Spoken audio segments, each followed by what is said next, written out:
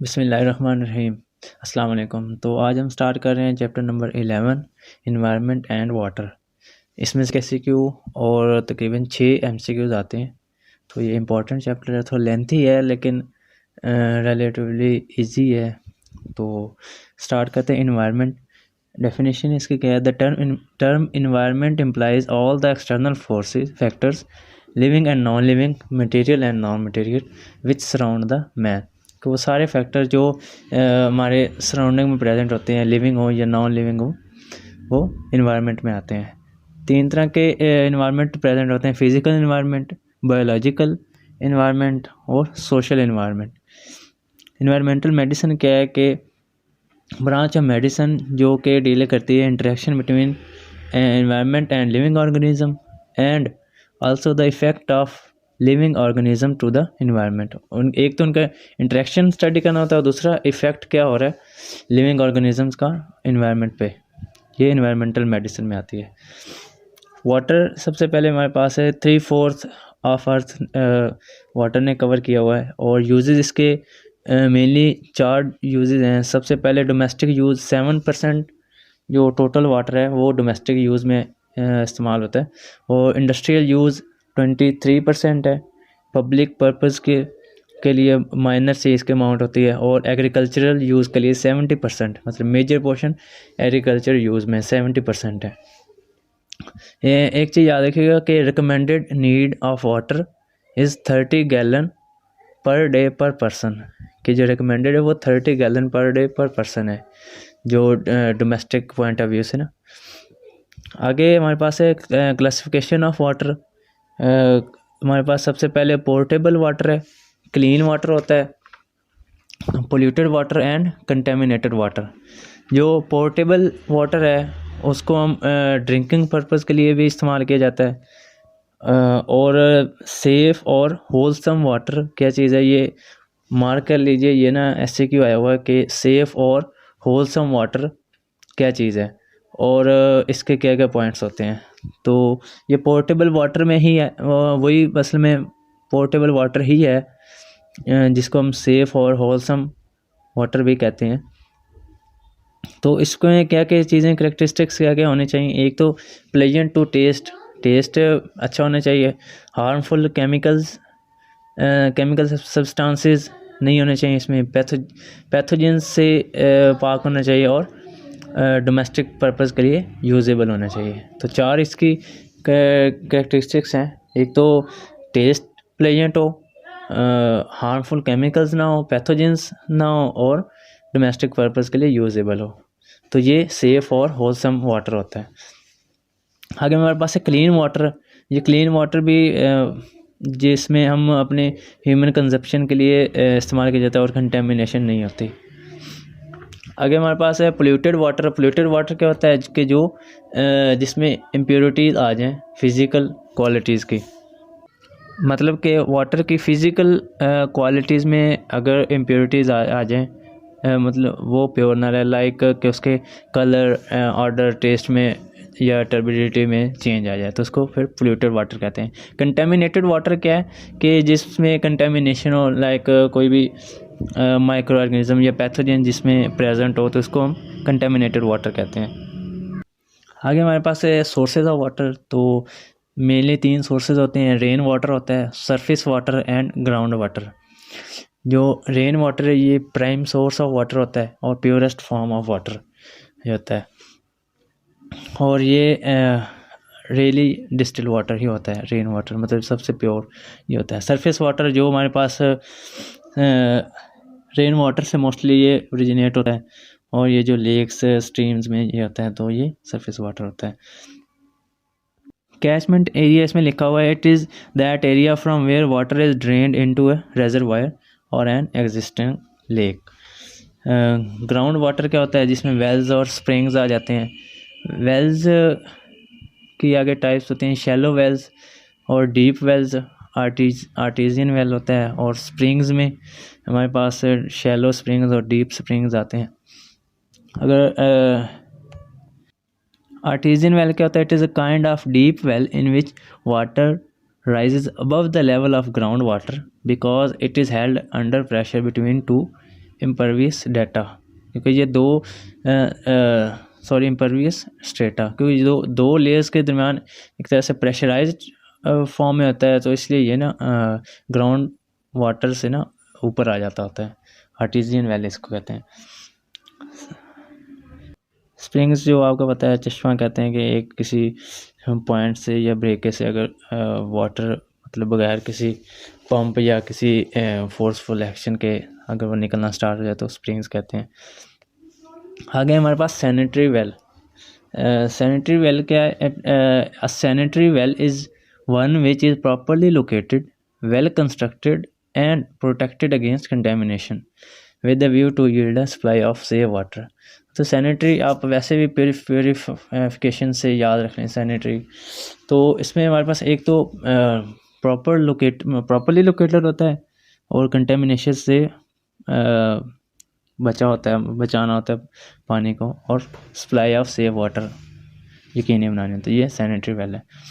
तो इसमें क्या क्या चीज़ें हमारे पास रिक्वायरमेंट्स क्या होती हैं या कंस्ट्रक्शन में क्या क्या चीज़ें होती हैं? लोकेशन इसकी के 100 फीट सोर्स ऑफ पोल्यूशन से दूर होना चाहिए, और जो लाइनिंग इसकी है वो ब्रिक्स या स्टोन से, और डेप्थ 6 मीटर कम से कम होनी चाहिए इसकी। पैरापेट जो है वो 2 to 3 foot above the ground होना चाहिए। Platform cemented platform 1 metre in all direction होना चाहिए। कवरिंग जो है वो सीमेंट या कंक्रीट की होनी चाहिए जो ऊपर इसके होती है। और ड्रेन, क्योंकि इसके साथ ज़रूरी होती है ड्रेन इसको करने के लिए ताकि पब्लिक तक सप्लाई हो सके। हैंड पंप लाजमी होता है, एंड एरिया अराउंड, ताकि इसके साथ कोई भी ट्री ना हो, कोई दरख्त ना हो, ताकि पोल्यूशन से बचा जा सके। क्योंकि ये इसके जो ना चीज़ें इसमें थी: location, lining, parapet, platform, covering, drain, hand pump and area around. Mainly एक यही था कि लोकेशन के हिसाब से 100 फुट दूर होनी चाहिए सोर्स ऑफ पोल्यूशन से। आगे मेरे पास है कोन ऑफ फिल्ट्रेशन। तो ये कोन ऑफ फिल्ट्रेशन क्या है कि ये एक इमेजिनरी प्रिजम्पटिव इन्वर्टेड कोन है, कोन शेप एरिया होता है जो वेल के राउंड होता है, जिससे हम ये तस्वर करते हैं कि यहाँ से वाटर जो वो ड्रेन होता है वेल के अंदर, किसी भी कुएं के अंदर। तो ये cone of filtration. Cone of filtration is an imaginary presumptive inverted cone shape area around the well through which water is drained into the well। तो ये हमने फर्जी एक एरिया रखा हुआ है ज़हन में। इससे क्या होता है कि इसका जो रेडियस होता है वो 4 times depth of the well, और जो कि तकरीबन 50 से 100 फुट होता है। वॉल्यूम इसको देखने के लिए हमारे पास फार्मूला है pi D square height divided by 4 और उसको multiplied by 100। Pi D square h by 4 multiplied by 100। तो ये इसके वॉल्यूम ऑफ वेल वाटर निकालने के लिए ये फार्मूला है। इम्पोर्टेंस इसकी क्या है कि एक तो हमें, क्योंकि हमने देखा कि इसका रेडियस जो है वो 50 to 100, हमने पहले बात की थी कि लोकेशन जो है सैनिटरी वेल की, तो वो भी हमारे पास 100 फीट होनी चाहिए, किसी भी सोर्स ऑफ पोल्यूशन से दूर होनी चाहिए। तो इससे हमें ये फ़ायदा होता है। दूसरा ये कि हमें कंटेमिनेशन या पोल्यूशन का पता चल जाता है, और हमें पता चल जाता है कि किस एरिया में पोल्यूशन किस एरिया से आ रही है, उसके सराउंडिंग से। तो ये इसकी इम्पोर्टेंस है। आगे हमारे पास है वाटर पोल्यूशन। वाटर कितनी तरह से पोल्यूट हो सकता है? 2 तरह से, नेचुरल वे के थ्रू या आर्टिफिशियल वेज के थ्रू। इंडिकेटर्स क्या हैं वाटर पोल्यूशन के? तो ये याद रख लीजिए कि एक तो amount of total suspended solid, biological oxygen demand, concentration of chlorine, phosphate, nitrogen and absence of dissolved oxygen. 4 हैं इंडिकेटर। दोबारा रिपीट कर देता हूँ कि अमाउंट ऑफ सस्पेंडेड सॉलिड, उसमें सस्पेंडेड सॉलिड कितने हैं, बायोलॉजिकल ऑक्सीजन डिमांड BOD, और उसमें कंसंट्रेशन कितनी, नाइट्रोजन, क्लोरीन, फॉस्फेट, और चौथे नंबर पे एब्सेंस ऑफ डिसॉल्व्ड ऑक्सीजन, कि उसमें ऑक्सीजन डिसॉल्व प्रेजेंट नहीं होती। हैज़र्ड्स क्या है वाटर पोल्यूशन के? ये मार्क के लीजिए, ये क्वेश्चन है कि हैज़र्ड्स ऑफ वाटर पोल्यूशन कौन कौन से हैं? बायोलॉजिकल हैज़र्ड्स हैं और अदर्स हैज़र्ड्स हैं। बायोलॉजिकल में क्योंकि किसी भी वाटर पोल्यूशन है तो उसमें जो भी हमारे पास pathogen bacteria, viral, protozoa, helminths जो भी हमारे पास हों वो डिजीज़ काज कर सकते हैं, और अदर्स में इसमें जो और केमिकल्स हैं उसकी वजह से हो सकता है। बायोलॉजिकल हैज़र्ड में अगर बैक्टीरियल की बात करें तो उसमें cholera, typhoid, paratyphoid, bacilli, dysentery आते हैं। वायरल कौन कौन सी डिजीज़ हो सकती हैं? वायरल हेपेटाइटिस ए और ई और पोलियोमाइलाइटिस हो सकता है। प्रोटोजोल में अमीबियासिस, जियार्डियासिस हो सकता है क्योंकि पुअर वाटर सैनिटेशन की वजह से। हेलमिंथ्स में कौन कौन से आ सकते हैं पैरासाइट में? Round worm, whip worm, hydrated disease हो सकती है। लेप्टोस्पाइरल में वेल्स डिजीज़ हो सकती है, और साइक्लोप्स में गोनिया वर्म्स। तो ये हमारे पास बायोलॉजिकल में आते हैं। और अदर्स में इसमें जो भी इम्प्योरिटीज़ लाइक लेड पॉइजनिंग हो सकती है, आयोडीन डेफिशिएंसी और fluoride deficiency, hardness of water का ये है कि ये सीवीएस के लिए वैसे तो इम्पॉर्टेंट होता है, बेनिफिशियल होता है सीवीएस डिजीज़ के लिए। लेकिन इसके अलावा जैसे हाई नाइट्रेट है, मेट हीमोग्लोबिनीमिया कॉज करता है। जीआईटी डिस्टर्बेंस हो सकती है लाइक सोडियम, मैग्नीशियम, कैल्शियम की वजह से। और डिजीज़ कैरिंग इंसेक्ट ब्रीडिंग जो उस पर रिजाइड करें, मलेरियल और फिलेरियल वगैरह। तो ये इसके हैज़र्ड्स है, biological and other hazards. Sources आगे हमारे पास थे ये सोर्सेज ऑफ लेड हैज़र्ड्स है और उसकी प्रिवेंशन है, इम्पोर्टेंट नहीं। Criteria for quality of water, quality of water को चेक करने के लिए हमारे पास क्या क्या क्राइटेरिया हैं? फिज़िकल क्वालिटीज़ उसके चेक कर सकते हैं, केमिकल क्वालिटी चेक करें, और microbiological aspects and radiological standards. तो ये 4 तरह से हम उसको चेक कर सकते हैं। फिज़िकल में वही colour, odour, taste, temperature, clearness वगैरह। केमिकल का क्वेश्चन है कि हमें केमिकल क्वालिटीज़ और माइक्रोबियल एस्पेक्ट्स कैसे चेक, क्राइटेरिया क्या क्या हैं दोनों के। केमिकल्स में हमारे पास पीएच उसकी 6.5 से 8.5 तक होनी चाहिए। क्लोराइड जो क्लोराइड कंटेंट है वो 200 मिलीग्राम पर लीटर होना चाहिए। Hardness less than 300 milligram. और नाइट्रेट्स जो हैं वो मैक्सिमम जिसकी लिमिट है वो 50 mg है। नाइट्राइट्स जो हैं वो 3 मिलीग्राम। और अमोनिया बिलो 0.2 mg पर लीटर। डिज़ोल्व्ड ऑक्सीजन की कोई लिमिट नहीं है या कोई गाइडलाइन नहीं है इसकी। ऑक्सीजन जो एब्जॉर्ब्ड है वो should not be more than 1 milligram पर लीटर। दोबारा रिपीट कर देता हूँ क्योंकि ये इम्पोर्टेंट है। PH 6.5 to 8.5। क्लोराइड कंटेंट जो है वो स्टैंडर्ड 200 mg है। Hardness less than 300 mg। Nitrates जो हैं वो 50 mg पर लीटर। नाइट्राइट्स जो हैं वो 3 मिलीग्राम पर लीटर। अमोनिया बिलो 2.2 मिलीग्राम पर लीटर। और डिज़ोल्व्ड ऑक्सीजन कोई क्राइटेरिया नहीं इस तरह, तो ऑक्सीजन एब्जॉर्ब जो है वो लेस देन 1 mg पर लीटर।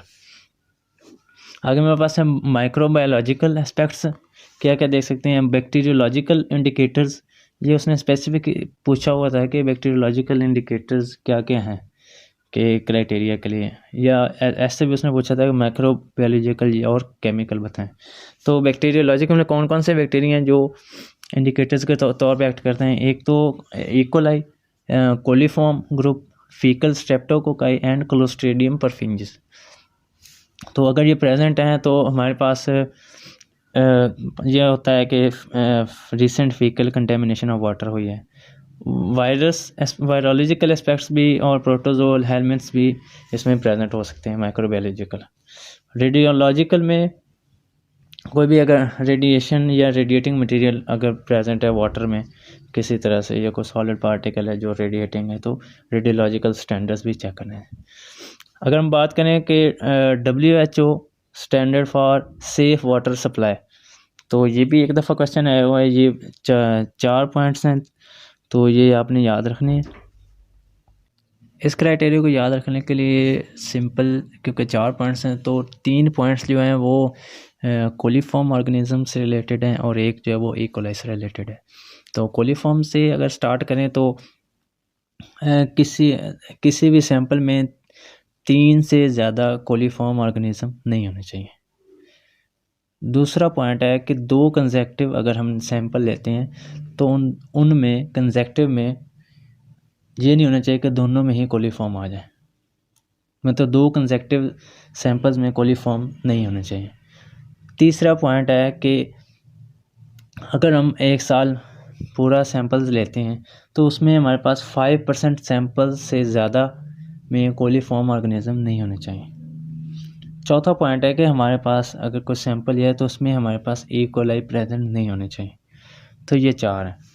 कोलीफॉर्म का अगर सिंगल सैंपल है तो उसमें 3 कोलीफॉर्म पर 100 ml नहीं होने चाहिए, 3 से ज़्यादा नहीं होने चाहिए। कंसेक्टिव में 2 कंसेक्टिव सैंपल हैं, उनमें कोलीफॉर्म नहीं होने चाहिए। और जो अगर एक साल में 5% से ज़्यादा कोलीफॉर्म नहीं होने चाहिए। और चौथा हमारे पास इकोलाई प्रेजेंट नहीं होने चाहिए। और ये जो भी है वो पर 100 ml की क्वांटिटी से रिलेटेड है। तो ये 4 पॉइंट्स याद रखिएगा। कोलीफॉर्म ऑर्गेनिज्म क्या होता है, क्योंकि ये इंटेस्टाइनल बैक्टीरिया होते हैं जो मतलब डिजीज़ कॉज कर सकते हैं। नेक्स्ट हमारे पास हार्डनेस ऑफ वाटर। सिंपल क्या है कि ये soap destroying power of water है। कॉजेज़ इसके मुख्तलिफ हो सकते हैं, कार्बोनेट्स भी और बाइकार्बोनेट, सल्फेट्स वगैरह। 2 टाइप्स होते हैं, temporary hardness and permanent hardness. Temporary hardness bicarbonates की वजह से होता है और permanent hardness sulphate, chloride and nitrates की वजह से होते हैं। 1 मिली इक्वल पर litre of hardness producing iron is equal to 50 mg calcium carbonate in 1 liter of water।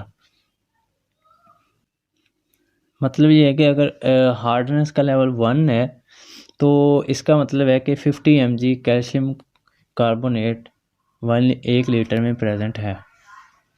Advantages of hardness कि ये सीवियस डिजीज़ के लिए फ़ायदेमंद होता है और लेड पॉइजनिंग से प्रिवेंट करता है। और मॉडरेट हार्ड वाटर जो है वो फिट फॉर ह्यूमन यूज़ होता है।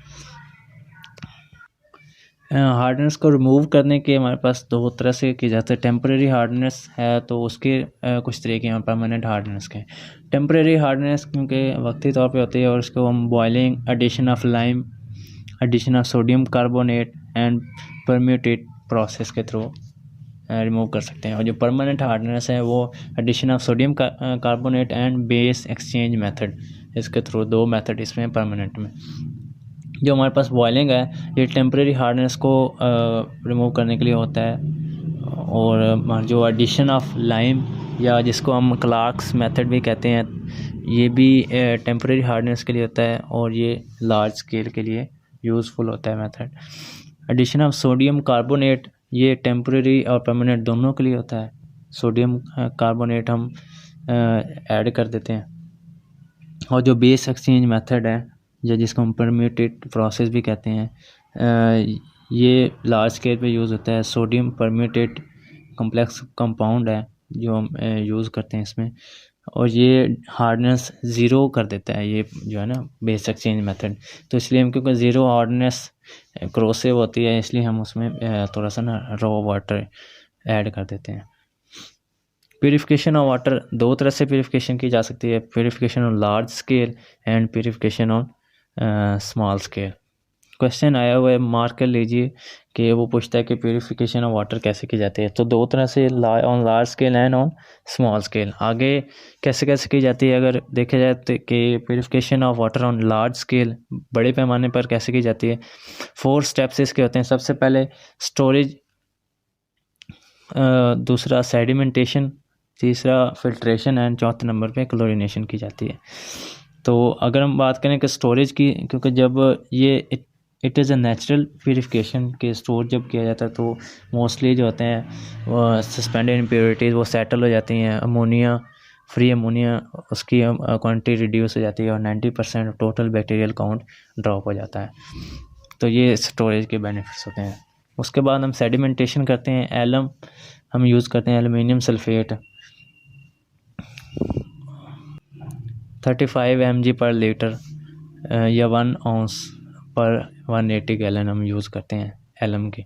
फिल्ट्रेशन हम जो 2 तरह से कर सकते हैं फिल्ट्रेशन, एक तो स्लो सैंड फ़िल्टर से जिसको हम बायोलॉजिकल फ़िल्टर भी कहते हैं, और रैपिड सैंड फ़िल्टर या मैकेनिकल फ़िल्टर। आगे हम इसके डिटेल भी पढ़ते हैं। चौथे नंबर पर क्लोरीनेशन तो जब हमारे पास फिल्ट्रेशन हो जाती है फिर chlorination is more effective when pH of water is near 7। Chlorination से जर्मिसिडल इसका इफेक्ट होता है, किल पैथोजन, सारे पैथोजन किल कर जाते हैं। इसमें क्या होता है कि हमारे पास जब क्लोरीन ऐड करनी होती है वाटर में तो हमारे पास हाइपोक्लोरस एसिड बनता है और जो फिर वो आगे टूटता है तो हमारे पास हाइपोक्लोराइट आयन बन जाता है।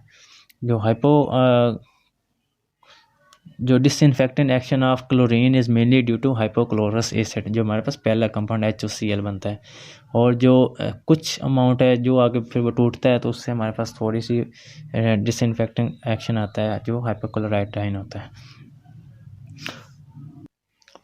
लाइन याद रख लीजिएगा, minimum recommended concentration of free chlorine is 0.5 mg/L for 1 hour। तो इसके हमारे पास मेथड्स कौन से हैं क्लोरिनेशन के, ये क्वेश्चन है वो मार्क कर लीजिए। एक पीछे भी क्वेश्चन था शायद वो याद नहीं रहा कि purification of water on large scale, ये अलग से क्वेश्चन है वो, इसके जो आगे स्टेप्स हम कर रहे हैं, storage, sedimentation, filtration and chlorination, तो वो भी मार्क कर लीजिएगा। मेथड हमारे पास सबसे पहले हमारे क्लोरीन गैस के थ्रू, दूसरा हमारे पास क्लोरामीन्स के थ्रू और तीसरा बाय मीन्स ऑफ परक्लोरोन। ये 3 तरह से हम क्लोरिनेशन करते हैं। क्लोरीन गैस में हम जैसे नाम से पता है कि क्लोरीन गैस यूज़ करते हैं, ये चीपर मेथड है, quick in action and efficient है। अगर क्लोरामीन्स के थ्रू कैसे करते हैं कि क्लोरामीन्स होते क्या हैं, ये हमारे पास क्लोरीन और अमोनिया के लूज कंपाउंड्स हैं जिसमें क्लोरीन टू अमोनिया रेशो 4:1 होती है। इनका एक्शन स्लोअर देन क्लोरीन होता है और इनका ये फ़ायदा होता है कि less tendencies to produce chlorinous taste, इनका टेस्ट ज़्यादा अल्टर नहीं होता। और अमोनिया सब पहले ऐड किया जाता है, बाद में क्लोरीन ऐड की जाती है। नंबर 3 पे बाय मीन्स ऑफ परक्लोरोन, ये हाई टेस्ट हाइपोक्लोराइट HTN भी इसको कहते हैं। ये एक इसमें कैल्शियम कंपाउंड यूज़ होता है जो mostly sodium hypochlorite and chloride of lime और ब्लीचिंग पाउडर होता है। तो ये हमारे पास 3 इसके तरीके क्लोरिनेशन हो गए, by means of chlorine gas, by means of chloramines and by means of perchloron. कुछ डेफिनेशंस हैं क्लोरिनेशन से रिलेटेड। सबसे पहले क्या है, क्लोरीन डिमांड। क्लोरीन डिमांड क्या है कि जितनी हमें ज़रूरत है, कि जो हमने ऐड की है उससे हमने माइनस कर देना है, जो हमारे पास पीछे बच गई रेजिडुअल है तो वो हमारे पास क्लोरीन डिमांड आ जाएगी। रेजिडुअल क्लोरीन क्या है कि जो अनट्रीटेड क्लोरीन होती है एंड पे बच जाती है, वो रेजिडुअल क्लोरीन होती है। ब्रेक पॉइंट क्लोरिनेशन क्या है कि वो पॉइंट जब हमारे पास क्लोरीन जो है वो हमारे पास प्रेसिपिटेट होना शुरू हो जाती है या सेटल डाउन होना शुरू हो जाती है, वो हमारे पास ब्रेक पॉइंट क्लोरिनेशन आ जाता है। और ये कब आता है, क्योंकि सबसे पहले जो है जब अमोनिया और क्लोरीन का हमारे पास रिएक्शन होता है, क्लोरामीन्स बनते हैं, तो पीक हमारे पास ऊपर जाती है जब क्लोरामीन्स बनते रहते हैं। फिर मज़ीद क्लोरिनेशन से जो क्लोरामीन्स की डिस्ट्रक्शन होती है और फिर उनके जो लेवल है वो कम होना शुरू हो जाता है। और जब उनके डिस्ट्रक्शन जब वो ख़त्म हो जाते हैं तो हमारे पास जो क्लोरीन फिर ब्रेक पॉइंट आ जाता है, क्योंकि फिर उसके बाद हमारे पास क्लोरीन जो है वो रेजिडुअल फॉर्म में बचना शुरू हो जाती है। सुपर क्लोरिनेशन क्या है कि addition of large doses of chlorine to water and removal of excess chlorine after disinfection, कि हमने क्योंकि इसमें मोस्टली पता नहीं होता कि कितनी रिक्वायर है, तो ज़्यादा सारी क्लोरीन डाल देते हैं और फिर जो बच जाती है उसको निकालते हैं, सुपर क्लोरिनेशन। तो ऐसे समझ के रफ सा ये मेथड है। Test for free chlorine check करने के टेस्ट कौन कौन से, ऑर्थोटोलिडीन टेस्ट है, ऑर्थोटोलिडीन आर्सेनाइड टेस्ट है और तीसरा हमारे पास स्टार्च आयोडाइड टेस्ट है। ऑर्थोटोलिडीन टेस्ट में हमारे पास फ्री क्लोरीन और क्लोरामीन्स का लेवल पता चलता है और इसमें क्या होता है कि हमने 0.1 ml जो है वो ऑर्थोटोलिडीन रिएजेंट लेना है, उसको 1 ml वाटर में ऐड करना है, उससे हमारे पास येलो कलर आ जाएगा। फिर येलो कलर ये जो हमने फिर वो स्टैंडर्ड से मैच कर लेना होता है कि किस लेवल तक आ रहा है। ऑर्थोटोलुडीन आर्सेनाइड टेस्ट क्या है कि है ये वही ऑर्थोटोलुडीन टेस्ट है, इसमें थोड़ी सी मॉडिफिकेशन होती है जिससे हमें फ्री और रेजिडुअल क्लोरीन का सेपरेटली पता चल जाता है। स्टार्च आयोडाइड टेस्ट में क्या है कि हमारे पास फ्री और रेजिडुअल क्लोरीन टैप वाटर में दोनों की पता चल जाती है स्टार्च आयोडाइड। इसमें हमारे पास 1 ml स्टार्च सोल्यूशन सबसे पहले लेना था, उसमें 5 ml वाटर ऐड करना है और जिससे हमारे पास कुछ हमने फिर crystal of potassium iodide add करने हैं, जिससे हमारे पास ब्लू कलर आ जाएगा। तो ये 3 टेस्ट हैं फ्री क्लोरीन चेक करने के लिए। अब हमारे पास है स्लो सैंड फिल्टर, जिसको हम बायोलॉजिकल फ़िल्टर भी कहते हैं। इसमें हमारे पास जो 4 मेन पॉइंट्स होते हैं, जो स्टेप्स हैं ऐसे। तो सबसे पहले सुपरनेटेंट वाटर लेना होता है, सैंड बेड होता है दूसरे नंबर पे, उसके नीचे फ़िल्टर बॉक्स होता है। फ़िल्टर बॉक्स में ये तीनों चीज़ें, तीसरा इसके अंदर होता है अंडर ड्रेनेज सिस्टम और चौथे नंबर पे filter control valves. Supernatant water क्या रॉ वाटर होता है और उसकी जो डेप्थ होती है वो 1 से 1.5 मीटर होती है, इससे कांस्टेंट सप्लाई ऑफ वाटर होती है।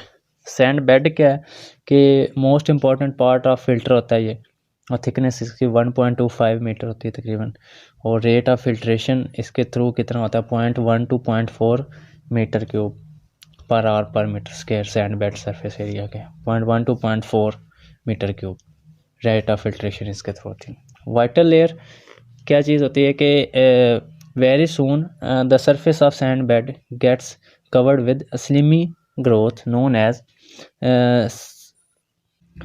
सक्मुड्सडेकल, ये प्रोनाउंसिएशन देख लीजिएगा, वाइटल लेयर, जूगलियर लेयर और बायोलॉजिकल लेयर। तो इसके 4 नाम हैं, सक्मुड्सडेकल layer, vital layer, zoogleal layer या बायोलॉजिकल लेयर।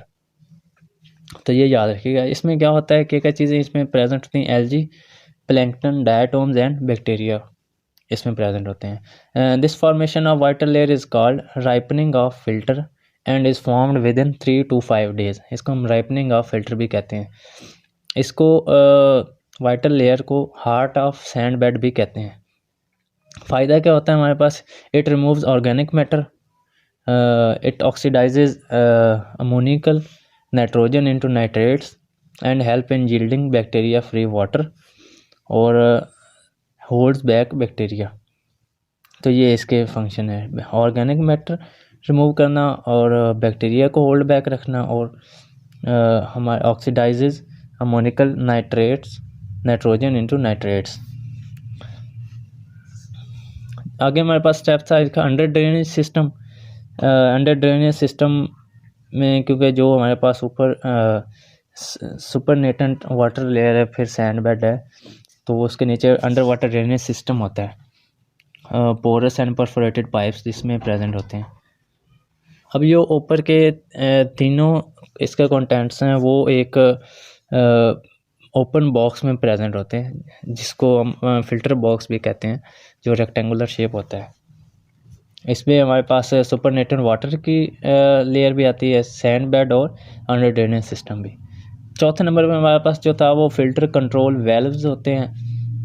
जो फ़िल्टर होता है उसमें उसके साथ वेल्व्स कुछ लगे होते हैं जो उसके आउटलेट पाइप को उसके मॉनिटर करते रहते हैं, जो उसको चेक एंड बैलेंस रखते हैं।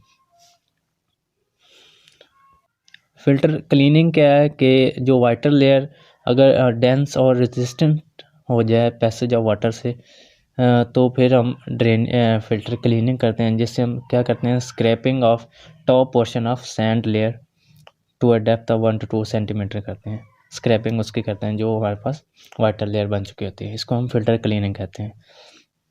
एडवांटेजेस इसके क्या होते हैं स्लो सैंड फ़िल्टर के, सिंपल है, कॉस्ट कम है, इसकी क्वालिटी इसकी अच्छी होती है और बैक्टीरियल कंटेंट इसका बहुत अच्छा मतलब इसका कम करता है बहुत 99.9 to 99.99% तक। आगे हमारे पास है रैपिड सैंड फ़िल्टर, जिसको मैकेनिकल फ़िल्टर भी कहते हैं। इसके आगे 2 टाइप्स हैं, ग्रेविटी टाइप है और प्रेशर टाइप। इसके स्टेप्स कौन कौन से हैं, सबसे पहले कोगुलेशन सबसे पहले हमने कोगुलेट करना होता है रॉ वाटर को एलम के थ्रू, और इसके जो डोज रिक्वायर होती है वो 5 to 40 mg पर लीटर होती है। अब कोगुलेशन के बाद हमने रैपिड मिक्सिंग कर देनी होती है। फिर फ्लोकुलेशन होता है स्लो एंड जेंटल स्टीरिंग। फिर क्योंकि हम रैपिड मिक्सिंग से डायरेक्ट फ्लोकुलेशन, स्लो मिक्सिंग और स्टीरिंग उसमें स्टार्ट कर देते हैं। चौथे नंबर पे सेडिमेंटेशन करवा देते हैं और एंड पे फिल्ट्रेशन में हमारे पास रैपिड सैंड फिल्टर प्रेजेंट होता है। स्टेप्स दोबारा रिपीट करते हैं। Coagulation, rapid mixing, flocculation, sedimentation and filtration. इसके जो फिल्ट्रेशन रेट, इसका जो रेट ऑफ फिल्ट्रेशन है वो 5 to 15 मीटर क्यूब होता है। When loss of head approaches 7 to 8 feet, filtration is stopped and filter is subjected to a washing process known as back washing.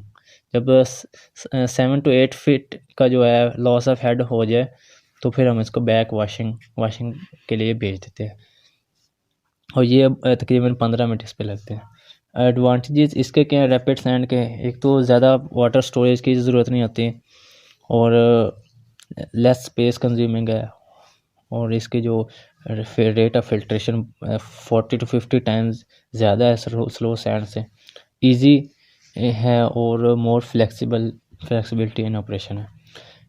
Purification of water on small scale, पहले हमने किया था large scale पे, अब हम कर रहे हैं purification of water on small scale.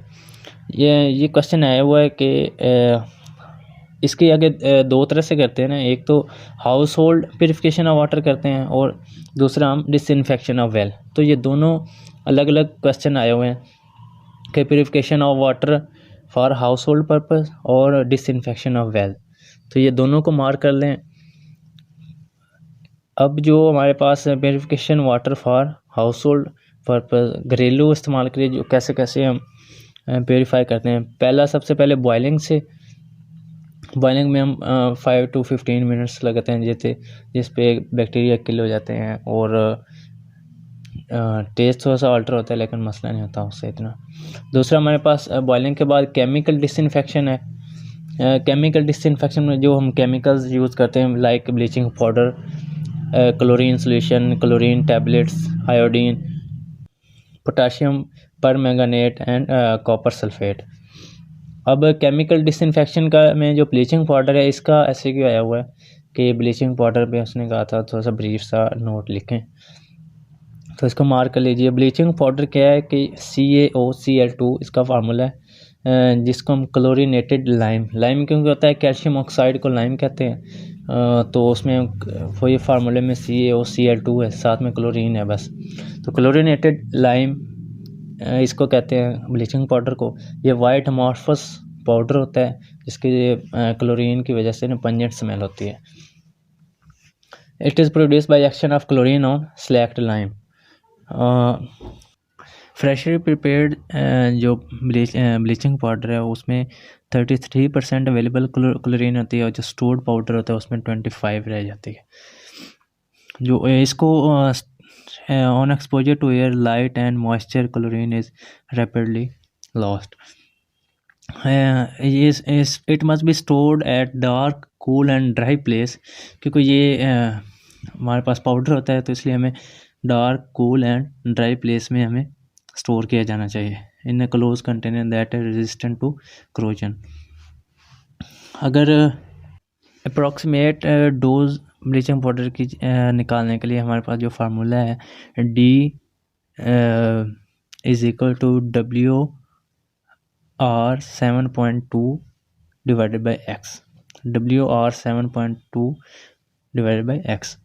D क्या चीज़ है कि quantity of bleaching powder require, यानी कि ग्रेन्स कितने चाहिए होते हैं, और जो W है वो क्वांटिटी ऑफ वाटर है टू बी क्लोरीनेटेड, वाटर कितना, W से वाटर और R से क्लोरीन डोज पार्ट्स पर मिनट ppm, और X जो है वो हमारे पास परसेंटेज ऑफ अवेलेबल क्लोरीन, कि कितनी हमारे पास क्लोरीन अवेलेबल है। For 100 gallon of water 30 grains of bleaching powder is required. तो ये हमारे पास ब्लीचिंग पाउडर का था। क्या क्या चीज़ इसमें, क्लोरिनेटेड लाइम है, वाइट अमोर्फस पाउडर है, पंजेंट स्मेल है, और इसको फ्रेशली प्रिपेयर्ड में 33% अवेलेबल क्लोरीन है, और स्टोर्ड में 25% रह जाती है, और इसको स्टोर किया जाता है dark, cool and dry place में। जो अप्रॉक्सीमेट डोज निकालने के लिए क्या है, डी जो हमारे पास ग्रेन्स हैं कितने चाहिए थे, D is equal to W multiply by R 7.2 divided by X। और आगे हमारे पास एक तो ये केमिकल डिसइंफेक्शन कर रहे थे, हमारे पास ब्लीचिंग पाउडर था एक, दूसरा हमारे पास क्लोरीन सोल्यूशन भी यूज़ कर सकते हैं। नंबर 3 पे क्लोरीन टैबलेट्स यूज़ करते हैं। ये जब मोस्टली जब जाते हैं ना कैंप्स और ड्यूरिंग ट्रैवलिंग, तो ये यूज़ की जाती हैं। हैलाजोन टैबलेट्स के नाम से होती हैं, और 1 tablet of 0.5 gram is sufficient for 20 litre of water. एक जो टैबलेट है वो 20 लीटर पानी के लिए काफ़ी होती है। आयोडीन जो है वो इमरजेंसी डिसइंफेक्शन में यूज़ होती है, और 2 drops of 2% ethanol solution 1 litre के लिए यूज़ होती है। और पोटाशियम परमैंगनेट ये रिकमेंडेड नहीं है, क्योंकि कलर, स्मेल और टेस्ट चेंज कर देता है। कॉपर सल्फेट जो है ये लाइनन बैग्स अटैच टू रोप्स के थ्रू यूज़ करते हैं, जो वेल के अंदर और फेंक जाते हैं। ये हमारे पास हो गया केमिकल डिसइंफेक्शन। आगे हमारे पास है फिल्ट्रेशन, जो हाउस होल्ड पर्पल के, एक बॉइलिंग था, केमिकल था, और आगे फिल्ट्रेशन। तो फिल्ट्रेशन से भी हम ये प्यूरिफिकेशन कर सकते हैं। नेक्स्ट है हमारे पास डिसइंफेक्शन ऑफ वेल। इसको मार्क कर लीजिए, ये यूनिवर्सिटी क्वेश्चन है कि डिसइंफेक्शन ऑफ वेल कैसे की जाती है, उसके स्टेप्स क्या हैं। तो मोस्टली जो है वो ब्लीचिंग पाउडर के थ्रू की जाती है वेल्स की। स्टेप्स इसके क्या हैं कि सबसे पहले हमने वॉल्यूम ऑफ वाटर फाइंड करना है वेल का। अब जब हम वो फाइंड हो गया वॉल्यूम कितना, तो हमने जो ब्लीचिंग पाउडर की अमाउंट जितनी रिक्वायर है वो हमने फाइंड करनी है। फिर हमने ब्लीचिंग पाउडर को वाटर में मिला देना है, और फिर उस जो क्लोरीन सोल्यूशन हमारे पास बन जाएगा उसको हमने वेल में डिलीवर करना है। तो ये 4 तरह से स्टेप्स हैं। हमने वॉल्यूम ऑफ वाटर कैसे फाइंड करना है, जैसे वो हमारे पास कोन ऑफ फिल्ट्रेशन में था, pi D square H/4 multiplied by 100 था। तो इसमें क्योंकि उधर 100 लीटर के लिए था, तो इधर 1000 लीटर्स के लिए तो मल्टीप्लाई बाय 1000, क्योंकि 1 क्यूबिक मीटर जो है वो 1000 लीटर का इक्वल होता है। अगर गैलन्स में वॉल्यूम चेक करना हो तो volume is equal to D square H multiply by 5। Bleaching powder कैसे निकालना है, तो हॉरोक्स ऑपरेटर से, वो अभी हम आगे करते हैं। रफली जो है वो 2.5 ग्राम जो है वो 1000 लीटर ऑफ वाटर के लिए रिक्वायर होता है। तीसरा हमारे पास डिज़ोल्व ब्लीचिंग पाउडर वाटर में मिलाया, और फिर हमने उसको क्लोरीन सोल्यूशन को वेल के अंदर डिलीवर कर दिया। कॉन्टैक्ट पीरियड इसके लिए 1 घंटा रिक्वायर होता है। ऑर्थोटोलिडीन आर्सेनाइड टेस्ट, ये रेजिडुअल क्लोरीन के लिए जो है बच जाती है 1 घंटे के बाद, क्योंकि 1 घंटा रिक्वायर होता है, तो उसके बाद जो बचते हो तो वो हम ऑर्थोटोलिडीन आर्सेनाइड टेस्ट के थ्रू करते हैं। हॉरोक्स ऑपरेटर्स क्या है, ये वैसे प्रैक्टिकल पॉइंट ऑफ व्यू से इम्पॉर्टेंट है, क्वेश्चन तो नहीं आया वो।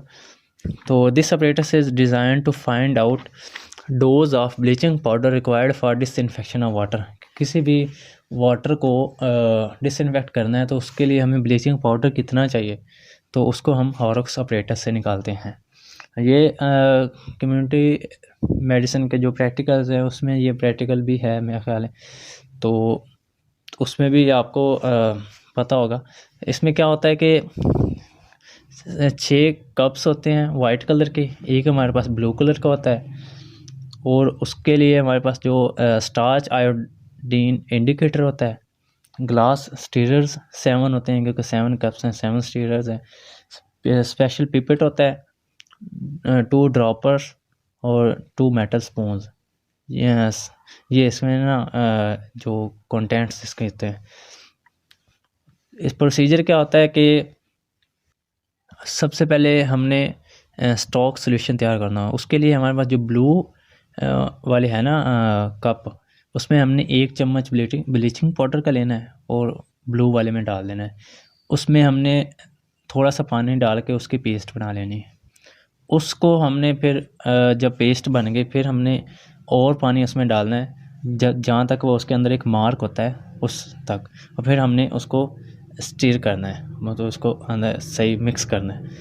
तो ये हमारे पास स्टॉक सोल्यूशन तैयार हो जाएगा। अब बाकी जो 6 कप्स हमारे पास हैं वाइट कलर के,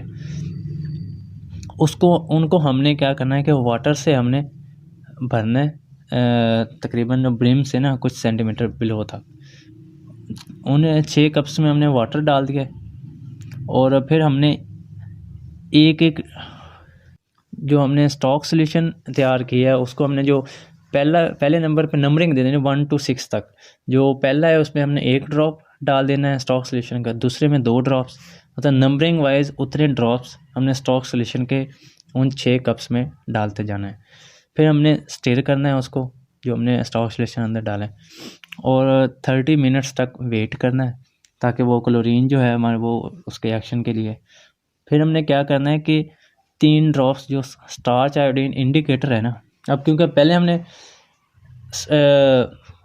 वाटर था उसके अंदर हमने वो ब्लीचिंग पाउडर डाल दिया तो क्लोरीनेशन वो स्टार्ट होना शुरू हो जाएगी। तो उसको हमने चेक करने के लिए हमने फिर 3 drops of starch iodide indicator डालना है हर एक कप में। तो उससे हमारे पास क्या होगा कि ब्लू कलर आ जाएगा। अब जो ब्लू कलर किस कप में आया है वो उसको हम फार्मूला में लगाएंगे। फार्मूला होता है कि 455 लीटर्स ऑफ वाटर रिक्वायर मतलब amounts of bleaching powder equal to जितने cups, for example first cup में वो कलर आ गया ब्लू उसका, तो उसको हम फर्स्ट 1 लेके उसको पावर जो है वो, क्योंकि फर्स्ट में आया तो उसकी पावर 1, मतलब उसके नंबरिंग के हिसाब से उसकी पावर ऊपर लिखेंगे। तो इस तरह हम जितने हमारे पास लीटर होंगे उसके लिए हमें जितना चाहिए होगा वो हम निकाल लेंगे। तो ये है Horrocks apparatus. Double pot method भी होता है। डबल पॉट में हमारे पास 2 पॉट होते हैं, एक अंदर एक रखते हैं और एक बाहर रखते हैं। जो अंदर रखते हैं उसके ऊपर वाले हिस्से के करीब हम एक सुराख कर देते हैं, और जो बाहर वाला होता है उसको जो बॉटम के करीब एक होल कर देते हैं।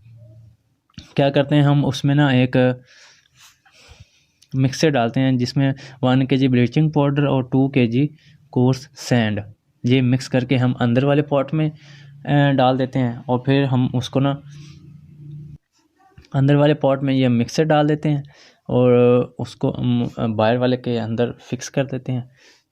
फिर क्या करते हैं हम जो उन दोनों को जो मतलब उसको टाई करके उसको वेल के अंदर 1 मीटर के, मतलब सरफेस से 1 मीटर के नीचे तक उसको नीचे लेके जाते हैं। और फिर ये जो हमारे पास वर्क करता है 2 to 3 वीक्स, और ये हाउस होल्ड वेल्स के लिए, स्मॉल हाउस होल्ड वेल्स होते हैं उनके लिए हमारे पास ये बेनिफिशियल होता है। मोस्टली ये जो है प्रोसेस ये एमरजेंसी कंडीशन में होता है, क्योंकि एमरजेंसी कंडीशन में ये हमें ना कांस्टेंट डोज ऑफ क्लोरीन चाहिए होती है वेल वाटर के अंदर। आगे हमारे पास है swimming pool sanitation. Swimming pool mostly हमारे पास उसमें फीकल कंटेमिनेशन हो सकती है या ऑर्गेनिज्म फ्रॉम स्किन एंड नेज़ोफेरिंग्स। इसका जो क्वेश्चन है वो इसी में है, वो health hazard associated with swimming pools के हेल्थ हैज़र्ड कौन कौन से हो सकते हैं। अब जर्नल आप ख़ुद भी लिखना चाहें लिख सकते हैं कि सबसे पहले तो जिस तरह फंगल वायरल इन्फेक्शन, जिस तरह एथलीट्स फुट कॉमन होता है। दूसरे नंबर पे ईयर, आई, नोज़ और थ्रोट के इन्फेक्शन है। अपर रेस्पिरेटरी ट्रैक के इन्फेक्शन कॉमन होते हैं। इंटेस्टाइनल इन्फेक्शंस और एक्सीडेंट्स।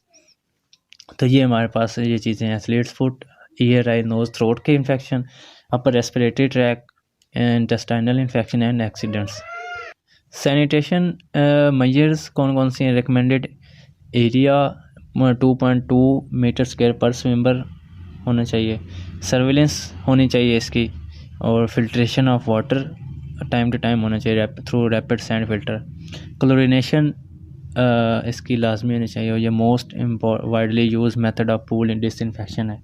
क्लोरीनेशन, और नंबर 5 पे बैक्टीरियोलॉजिकल क्वालिटी भी चेक करते रहना चाहिए। तो ये 5 तरह से सैनिटेशन मेजर्स हैं। इसकी जो आपने हेल्थ हैज़र्ड्स है वो आपने याद रखनी है। आगे हमारे पास हैं डिजीज़ कौन कौन सी है, वो वही पिछले वाली हैं, otitis externa, media, eczema, diarrhoea, epidermophytosis, conjunctivitis, upper respiratory tract infection. Sampling of water क्या है, क्वेश्चन आया हुआ है 3 से 4 दफ़ा आया हुआ है, तो इसको मार्क कर लीजिए। वो इस तरह पूछता है कि source of contamination of water in a well check करनी है, तो उसके लिए हम क्या करेंगे, तो हम सैम्पलिंग ऑफ वाटर करेंगे, क्योंकि सोर्स ऑफ कंटेमिनेशन के लिए। अब सैम्पलिंग हम किस लिए की जाती है, फिजिकल कंटेमिनेशन चेक करने के लिए, केमिकल और बैक्टीरियोलॉजिकल एग्जामिनेशन के लिए। फिजिकल या केमिकल जो है वो भी कर सकते हैं और बैक्टीरियोलॉजिकल भी कर सकते हैं। अब जो फिजिकल एंड केमिकल एग्जामिनेशन के लिए करते हैं, वो उसकी जो कैपेसिटी है वो कम से कम 2 लीटर होनी चाहिए, जो भी हमारे पास बॉटल होती है। और जो बैक्टीरियोलॉजिकल एग्जामिनेशन के लिए कैपेसिटी जो है वो 200 to 250 ml होनी चाहिए। सैम्पलिंग सोर्सेज ऑफ सैंपल्स कितने हैं हमारे पास, 3 तरह से सैंपल हम ले सकते हैं। एक तो टैप वाटर से, सैम्पलिंग फ्रॉम वेल, और सैम्पलिंग फ्रॉम स्टीम और रिवर से। ये क्वेश्चन आया हुआ कि टैप वाटर से सैंपल लेना है तो कैसे लेंगे, उसके स्टेप्स क्या हैं, तो ये मार्क कर लीजिए, यूनिवर्सिटी क्वेश्चन है। अब टैप वाटर है, या तो वो रेगुलर यूज़ में होगा या वो रेगुलर यूज़ में नहीं होगा, मतलब वो काफ़ी देर का पड़ा होगा। अब जो रेगुलर यूज़ में है उसमें हमने क्या करना है कि उस टैप को ओपन कर देना है, और 2 मिनट के लिए, कम से कम 2 मिनट के लिए हमने पानी को बहने देना है, ताकि जो अंदर पानी पहले जमा था वो सारा निकल जाए, और फिर हमने सैंपल लेना बॉटल में।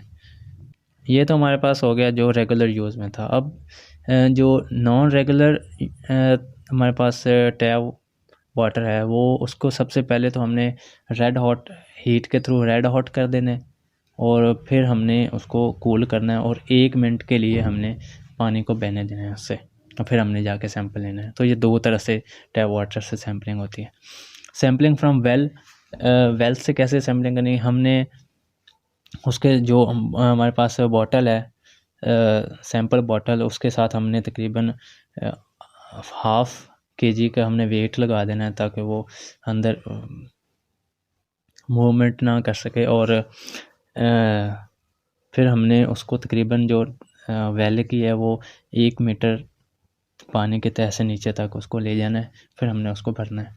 और जो स्ट्रीम या रिवर से कैसे करनी है, ये मोस्टली जो मिडल ऑफ द स्ट्रीम से सैंपल लिया जाता है, और जो माउथ ऑफ द बॉटल है वो अप स्ट्रीम होता है, मतलब ऊपर उसको और सीधा उसको नीचे लेके जाना है, फिर वो भर जाएगा, और जब बबल बनना कम हो जाएगा, मतलब उसको वो कम्प्लीटली फिल हो गया, और फिर उसको बाहर निकाल लेना है। अब ये सैम्पलिंग हमने टैप वाटर, वेल या स्ट्रीम या रिवर से जिससे भी लिया है, तो हमने बाद में क्या करना है, उसको क्या क्या चीज़ें ऊपर मेंशन करनी है, source of water supply, date, place, time mention करना है, जियोलॉजिकल इंफॉर्मेशन ऑफ सॉइल अगर अवेलेबल है, तो अगर वेल है तो उसकी डेप्थ, डायमीटर लिख देना है। अगर any suspected source of pollution in vicinity, और रिसेंट रेनफॉल अगर हुई है, या whether any method of purification use होता है कि नहीं, तो ये हमने चीज़ें मेंशन कर देनी। आगे हमारे पास है surveillance of drinking water. Surveillance of drinking water से क्या मुराद है कि हमने उसको एक नज़र रखनी है, कि उस चेक करते रहना है कि ड्रिंकिंग वाटर की क्या क्या चीज़ें। तो इसके जो क्वेश्चन आए वो इसके एलिमेंट्स आए हुए हैं, टोटल 5 हैं। सबसे पहले तो सैनिटरी सर्वे है, दूसरे नंबर पे सैम्पलिंग है, तीसरे नंबर पे bacteriological surveillance, bacteriological examination and chemical surveillance है। तो ये हमने ये 5 पॉइंट्स हैं इसके मेन जो क्वेश्चन आया हुआ है, हेडिंग्स। सबसे पहले जो सैनिटरी सर्वे है, मतलब ऐसे जैसे सर्वे ऑन द स्पॉट इंस्पेक्शन है पूरे वाटर सप्लाई सिस्टम का, और ये जो एक वो उनका जो क्वालिफाइड पर्सन वो करता है, और जो अगर कोई फॉल्ट वगैरह है तो उसको वो ठीक करता है। सैम्पलिंग, जैसे वो सैंपल हमने पहले पढ़ा कि सैम्पलिंग उसकी होती है कि कोई इसमें इम्प्योरिटीज़ या इन्फेक्शियस तो नहीं है।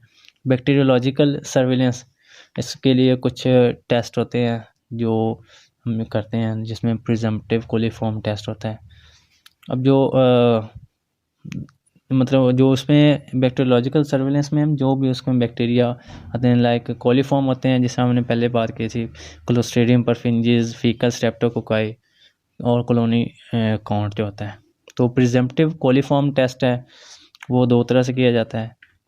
प्रिजम्पटिव कोलीफॉर्म टेस्ट हम 2 तरह से, मल्टीपल ट्यूब मेथड या मेम्ब्रेन फिल्ट्रेशन टेक्निक से। मल्टीपल ट्यूब मेथड क्या है कि इसमें मल्टीपल ट्यूब्स होती हैं और जो मीडियम होता है मैकोंकी लैक्टोज बाइल साल्ट ब्रॉथ होता है, इंडिकेटर ब्रोमोक्रिसोल पर्पल होता है। इसमें जो एसिड और गैस हमें जो रिजल्ट्स में मिलती हैं। अब जो कन्फर्मेटरी टेस्ट में क्या होता है कि अगर 44 डिग्री सेंटीग्रेड पे अगर गैस प्रोड्यूस हो रही है तो इसका मतलब इकोलाई वाहिद बैक्टीरिया है जो हमारे पास वाहिद कोलीफॉर्म है जो गैस प्रोड्यूस करता है 44 डिग्री पे लैक्टोज की वजह से। तो इसका अगर गैस प्रोडक्शन हो जाए 44 डिग्री पे तो इकोलाई प्रेजेंट होता है उसमें। बाकी इसी तरह फीकल स्ट्रेप्टोकोकाई क्लोस्ट्रीडियम परफिंजिस की डिटेक्शन और कॉलोनी काउंट जो न्यूट्रॉन टैगर पे करते हैं 37 और 22 डिग्री सेंटीग्रेड में। बैक्टीरियोलॉजिकल एग्जामिनेशन इसमें जो बाकी microscopic organism algae fungi yeast protozoa उसमें हम सारी चीज़ें देख लेते हैं, प्लैंकटन वगैरह। केमिकल सर्विलेंस उसमें केमिकल्स उसकी colour change, chloride, ammonia, pH और ये चीज़ें उसमें चेक करते हैं। अब सर्विलेंस में हमने क्या क्या चीज़ें की थी, सबसे पहले तो हमने सैनिटरी सर्वे किया था, फिर sampling, bacteriological surveillance, bacteriological examination and chemical surveillance. आगे हमारे पास हैं जो यूनिवर्सिटी क्वेश्चन भी आया हुआ वाटर रिलेटेड डिजीज़। इसमें सिर्फ उसने नाम पूछे हुए हैं या ये पूछ लेता है या वो कहता है कि सिर्फ इन्फेक्शियस डिजीज़ कौन कौन सी हैं उनके सिर्फ नाम बता दें। तो वाटर रिलेटेड डिजीज़ 2 तरह से हो सकती हैं, नॉन इन्फेक्शियस एंड इन्फेक्शियस। अब जो नॉन इन्फेक्शियस हैं मतलब उसमें कोई पैथोजन नहीं होगा, लेकिन उसमें जो केमिकल्स या हैवी मेटल्स हैं उनके वजह से हो सकता है, या मिनरल जो है। अब सबसे पहले जो हमारे पास है इधर बॉक्स भी बना हुआ है केमिकल्स और हैवी मेटल्स का। नॉन इन्फेक्शियस डिजीज़ में सबसे पहले आयोडीन डेफिशिएंसी है। आयोडीन डेफिशिएंसी से गोइटर हो जाता है, enlargement of thyroid gland. Second number पे डेंटल फ्लोरोसिस है। अब फ्लोराइड की या तो एक्सेस की वजह से प्रॉब्लम हो सकती है और उसकी डेफिशिएंसी की वजह से भी हो सकती है। अगर एक्सेस में प्रेजेंट होगा तो उसकी वजह से डेंटल फ्लोरोसिस होगा। तो ये क्या होता है, इसमें हमारे पास mottling of the enamel of the permanent teeth during period of calcification ये हो जाता है। तो ये नॉर्मल जो फ्लोराइड का लेवल होता है वो 0.7 mg/लीटर होता है वाटर में। तो अगर 0.7 से ज़्यादा इसमें लिखा हुआ 1.5 ppm, तो अगर 0.7 से अबव हो गया तो डेंटल फ्लोरोसिस हो जाएगा। अगर 0.7 से कम हो गया तो उसमें हमारे पास डेंटल कैरीज आ जाता है। अब जो फ्लोरोसिस हमने बात की थी उसमें हमारे साथ ब्राउन, ब्लैक या येलो स्टेनिंग हो जाती है और वाइट ओपेक लुक भी आ सकती है टीथ में। डेंटल कैरीज ये सबसे पहले इनेबल से स्टार्ट होती है और फिर अगर रोका ना जाए तो फिर वो डेंटाइन और vital structure of the pulp को भी इन्वॉल्व कर लेती है। इसकी प्रिवेंशन कैसे होती है डेंटल कैरीज की, एक तो बैलेंस डाइट ड्यूरिंग प्रेगनेंसी रखा जाए और न्यूट्रिशन ऑफ द चाइल्ड पे फोकस किया जाए और 2% aqueous solution of sodium fluoride वो इनेमल पे during deciduous teeth at age of 3 year वो इस्तेमाल किया जाए। आगे हमारे पास लेड पॉइजनिंग, अगर लेड का एक्सेस है तो लेड पॉइजनिंग हो जाएगी जिसकी वजह से blue line, wrist drop, anaemia, lead encephalopathy हो जाएगी। इन्फेंट मेट हीमोग्लोबिनीमिया, अगर नाइट्रेट्स और नाइट्राइट्स का लेवल उसमें ज़्यादा है तो इसकी वजह से मेट हीमोग्लोबिनीमिया हो जाएगा, साइनोसिस में प्रेजेंट करेगा।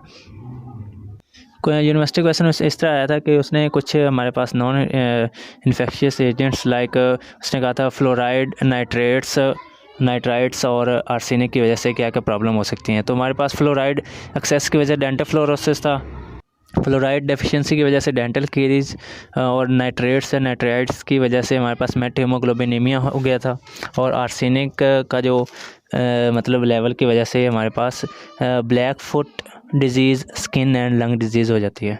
तो ये आप याद रखिएगा, ये 4 उसने पूछे थे इसमें। आगे हमारे पास है इन्फेक्शियस डिजीज़, उसके सिर्फ उसने मार्क कर लीजिए, सिर्फ उसने नेम पूछे थे कि कौन कौन सी हैं। तो इसमें हमारे पास क्लासिफिकेशन है ब्रैडले फिकम की, तो उसने डिजीज़ को मतलब क्लासीफाई किया हुआ। एक तो Fico oral disease, water borne disease, water washed disease, water based disease, water related insect vector disease and water dispersed disease. तो ये क्लासिफिकेशन अगर याद रखने तो ठीक है, नहीं तो कम से कम आप ना डिजीज़ के नाम याद रख लें। फीको ओरल डिजीज़ क्या है कि जो फीको ओरल रूट से हमारे पास ट्रांसमिट होती हैं, like diarrhoea, dysentery, hepatitis A and Ascaris. 2 D हैं और 2 ए हैं, diarrhoea, dysentery, hepatitis A and Ascaris. जो वाटर बोर्न डिजीज़ हैं वो वाटर के थ्रू प्रेजेंट होती हैं, लाइक जिसमें हमारे पास ह्यूमन या एनिमल फीसेस प्रेजेंट होते हैं, तो उसकी वजह हमारे पास कोलरा और टाइफाइड ये 2 आते हैं। जो वाटर वॉश्ड डिजीज़ हैं, इसमें ये क्या होता है कि वाटर की डेफिशिएंसी की वजह से होती हैं, lack of water for washing, जो वॉशिंग की वजह से वॉशिंग में कमी आ जाए तो उसकी वजह से, लाइक ट्राकोमा एंड स्केबीज़, ये 2 हैं। वाटर बेस्ड डिजीज़ क्या है कि जिसकी बेस वाटर के थ्रू होती है, लाइक ये इस तरह होता है कि पर्सन टू पर्सन नहीं ट्रांसमिट करती, लेकिन ये है कि इसमें कोई इंटरमीडिएट हो, लाइक वो स्नेल और सिस्टोसोमा वाला, लिवर फ्लूक और ड्रैकनकुलस। तो ये इंटरमीडिएट होस्ट के थ्रू ये एक दूसरे से ट्रांसमिट हो सकती हैं। वाटर रिलेटेड इंसेक्ट डिजीज़ कौन सी हैं, जो जिसके मतलब एग ले करती हैं वाटर पे और उससे आगे फिर वो डिजीज़ हो जाती है, लाइक मॉस्किटो की वजह से कौन कौन सी होती हैं, malaria, filariasis and viral infections. Water dispersed disease कौन सी हैं, ये थ्रू रेस्पिरेटरी ट्रैक एंटर होती हैं, और इसमें लेजियोनेला स्पीशी की वजह से जो हमारे पास निमोनिया मेनिंजाइटिस होता है। तो ये हमारे पास हो गई हैं फीको ओरल की वजह से diarrhoea, dysentery, hepatitis A and Ascaris. Water borne में हमारे पास कोलरा, टाइफाइड आ जाता है। वाटर वॉश्ड में हमारे पास ट्राकोमा, स्केबीज़ आ जाता है। वाटर बेस्ड डिजीज़ में हमारे पास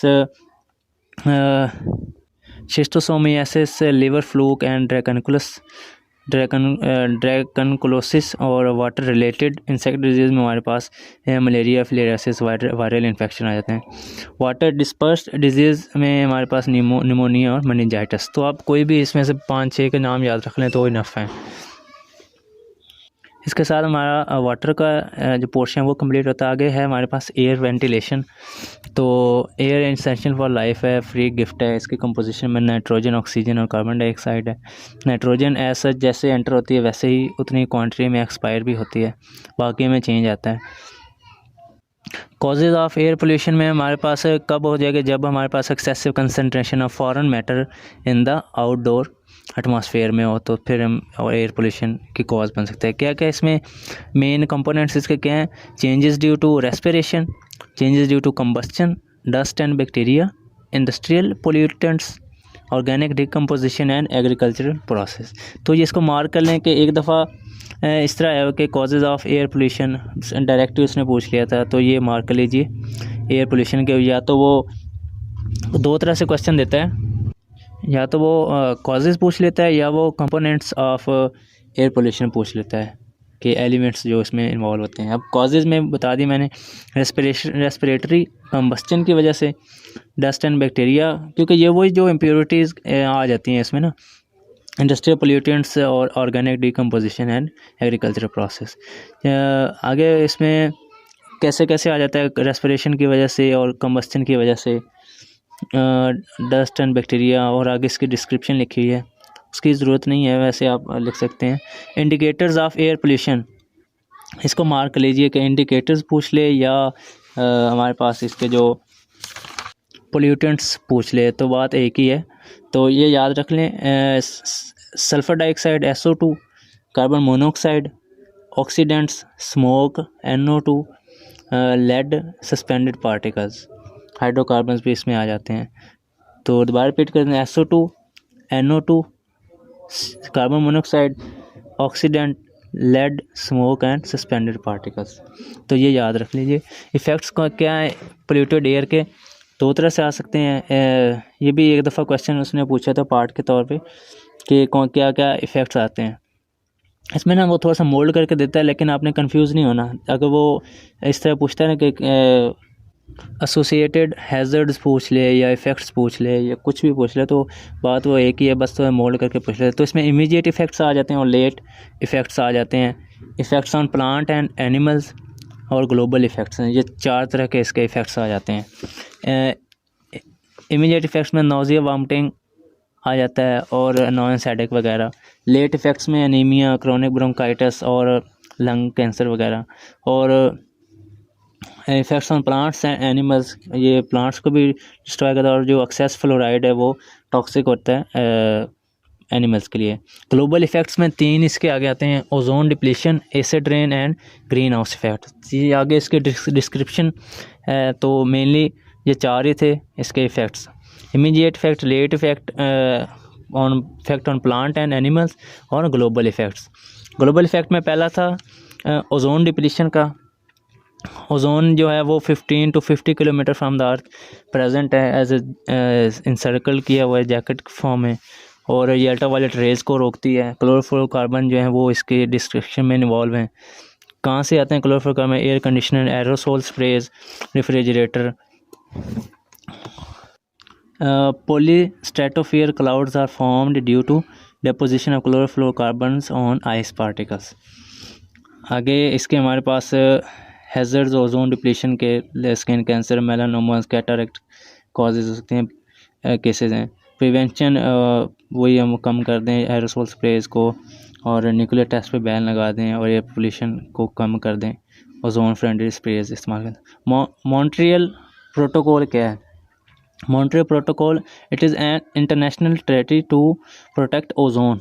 क्योंकि ये ओजोन की प्रिवेंशन में है, तो ओजोन की प्रोटेक्शन में ये एक इंटरनेशनल ट्रीटी है जो क्या करती है, to reduce the risk use of chlorofluorocarbon. क्योंकि क्लोरोफ्लोरोकार्बन ही ओजोन के डिप्लीशन में मेनली इन्वॉल्व है, तो ये उसकी यूज़ को कम करने के लिए एक ट्रीटी बनाई हुई है, एक कमेटी ये समझ लें, जिसको कहते हैं मॉन्ट्रियल प्रोटोकॉल।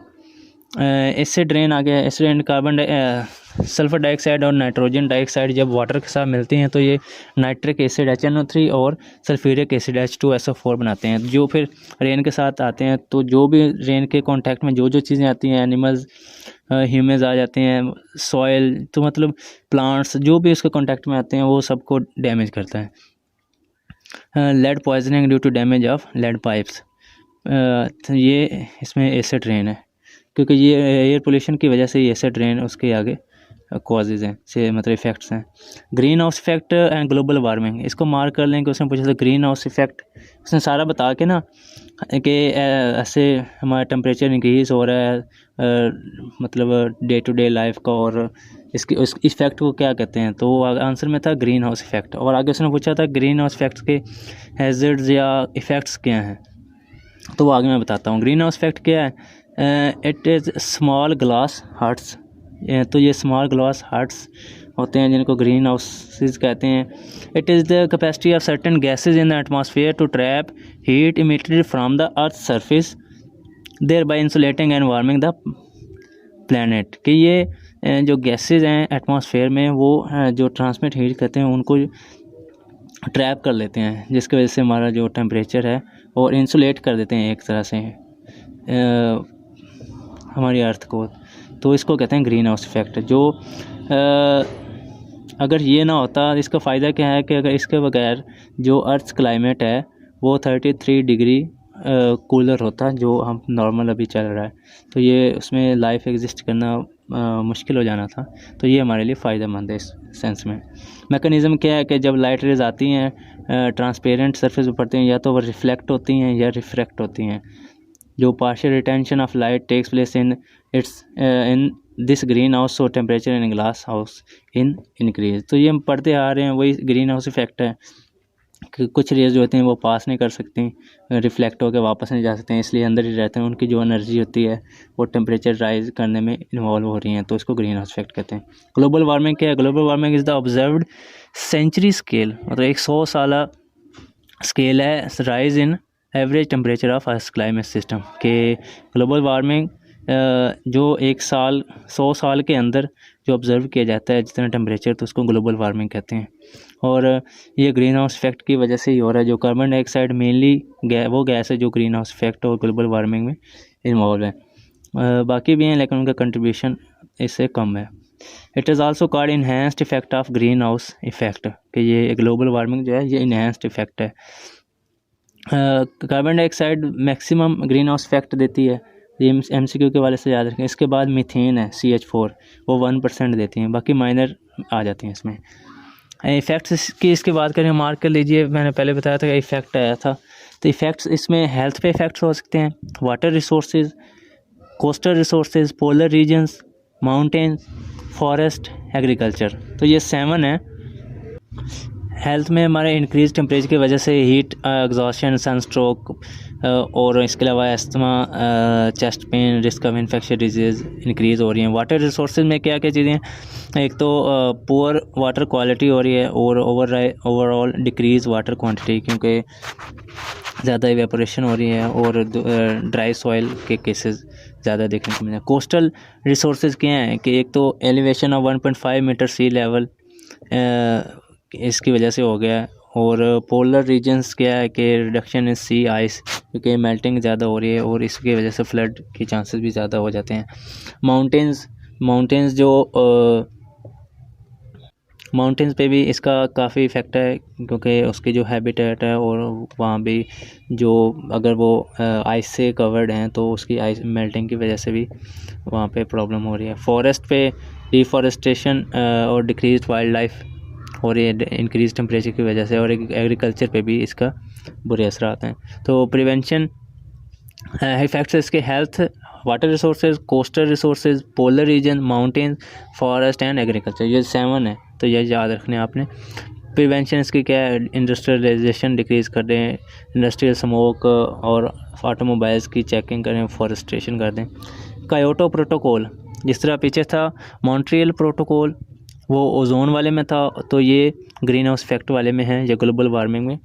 कायोटो प्रोटोकॉल, इसमें हमने क्या करना है, कार्बन डाइऑक्साइड जो मोस्ट इम्पॉर्टेंट है ग्रीन हाउस इफेक्ट में, तो उसको हमने एमिशन को कंट्रोल करना होता है। कायोटो प्रोटोकॉल।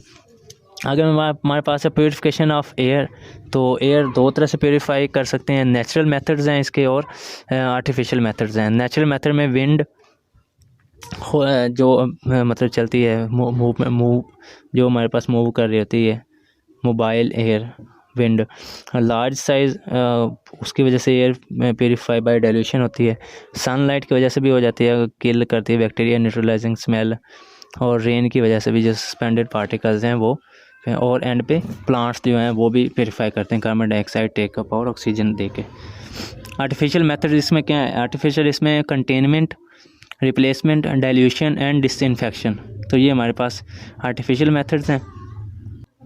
कंटेनमेंट क्या है कि जिस जहाँ पे वो प्रोड्यूस और प्रोडक्शन उसकी हो रही है एयर की, तो अगर वो पोल्यूटेड है तो उसी जगह पे उसके न्यूट्रलाइजेशन, डिटॉक्सिफिकेशन कर देना और फिर उसको एनवायरनमेंट में रिलीज़ करना। रिप्लेसमेंट वही प्रोसेस है कि रिप्लेस कर देना फ्रेश एयर से। डाइल्यूशन ग्रीन हाउस बेल्ट्स लगा दी जाए। डिसइंफेक्शन।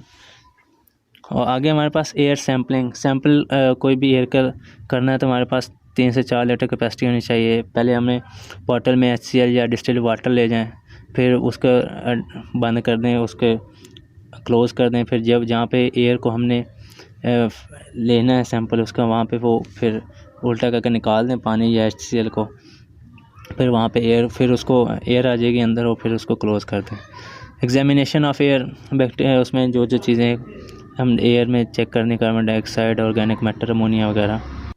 वेंटिलेशन क्या है, ventilation is a process of replacement of used warmer and stagnant air of one place with fresh cooler in motion and used air, मतलब unused air.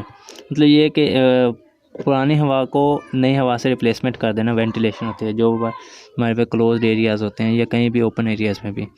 Standards of ventilation, इसकी जो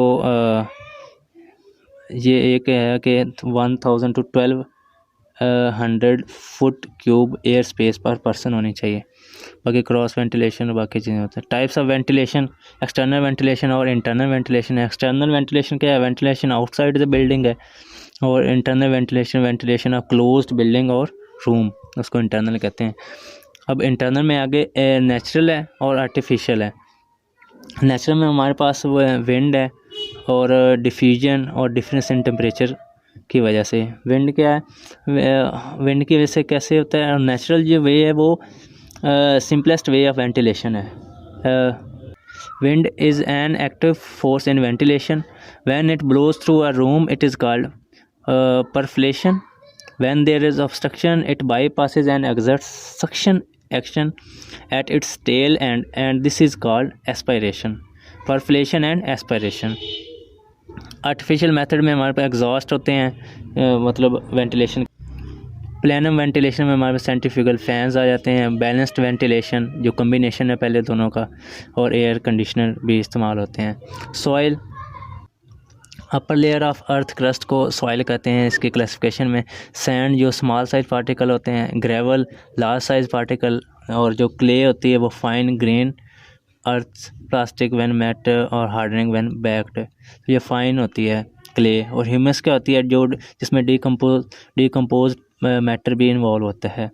और जो रेह क्या होती है, जिसको कलर भी कहते हैं, जो हमारे पास जो मतलब साल्ट्स, कार्बोनेट्स, और इसके जो साल्ट्स ऊपर सफ़ेद नज़र आ रही होती है ज़मीन, रही होती है मेड सॉइल या आर्टिफिशियल सॉइल, जिसमें रबिश की वजह से अगर वो ग्राउंड जो फिल कर दिया जाए होल्स के टैंक को, उसको हम मेड सॉइल कह देते हैं। नाइट्रोजन साइकिल क्या है? कि नाइट्रोजन जो हमारे इन्वायरमेंट में मतलब सॉइल से बॉडी में और फिर सॉइल में जो कन्वर्जन है, इसको नाइट्रोजन साइकिल कहते हैं। दो तरह के बैक्टीरिया होते हैं, प्यूट्रीफेक्टिव बैक्टीरिया और नाइट्रीफाइंग बैक्टीरिया। अब क्या होता है कि जो नाइट्रेट्स और नाइट्राइट्स होते हैं वो प्लांट्स उसके ज़मीन सॉइल से प्लांट्स में आ जाते हैं। फिर वो जो प्लांट्स से हम वो खाते हैं तो हमारे पास अब प्रोटीन और अमीनो एसिड की फॉर्म में बनते हैं। फिर जो जब डेड या डिकेइंग बॉडी जब आती है तो उसकी वजह से फिर वो जो प्यूट्रीफाइंग बैक्टीरिया है, प्यूट्रीफेक्टिव बैक्टीरिया, वो उस पर एक्ट करते हैं और उसको फिर नाइट्रोजन में कन्वर्ट कर देते हैं। ये कार्बन अमोनिया जो अमीनो एसिड होते हैं ना, वो कार्बन डाइऑक्साइड अमोनिया में कन्वर्ट होते हैं। ये अमोनिया उस पर नाइट्रीफाइंग बैक्टीरिया एक्ट करते हैं और नाइट्रेट्स में कन्वर्ट होते हैं। फिर वो प्लांट्स यूज़ करते हैं, फिर वो साइकिल दोबारा रिपीट होता है। एक चीज़ याद रखें कि nitrates alone are the indicator of past pollution only, जबकि जो नाइट्राइट्स हैं वो एक्टिव बैक्टीरियल एक्शन और प्रेजेंस ऑफ ऑर्गेनिक मैटर को आइडेंटिफाई करते हैं। नाइट्रेट्स और नाइट्राइट्स में ये फ़र्क है।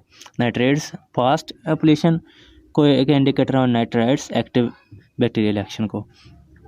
आगे हमारे पास है कार्बन साइकिल के कार्बन डाइऑक्साइड, यानी कि in the form of carbon dioxide जो कार्बन रिसाइकल होते रहते हैं एटमॉस्फेयर में और लिविंग ऑर्गेनिजम्स की वजह से, तो इसको हम कहते हैं carbon cycle.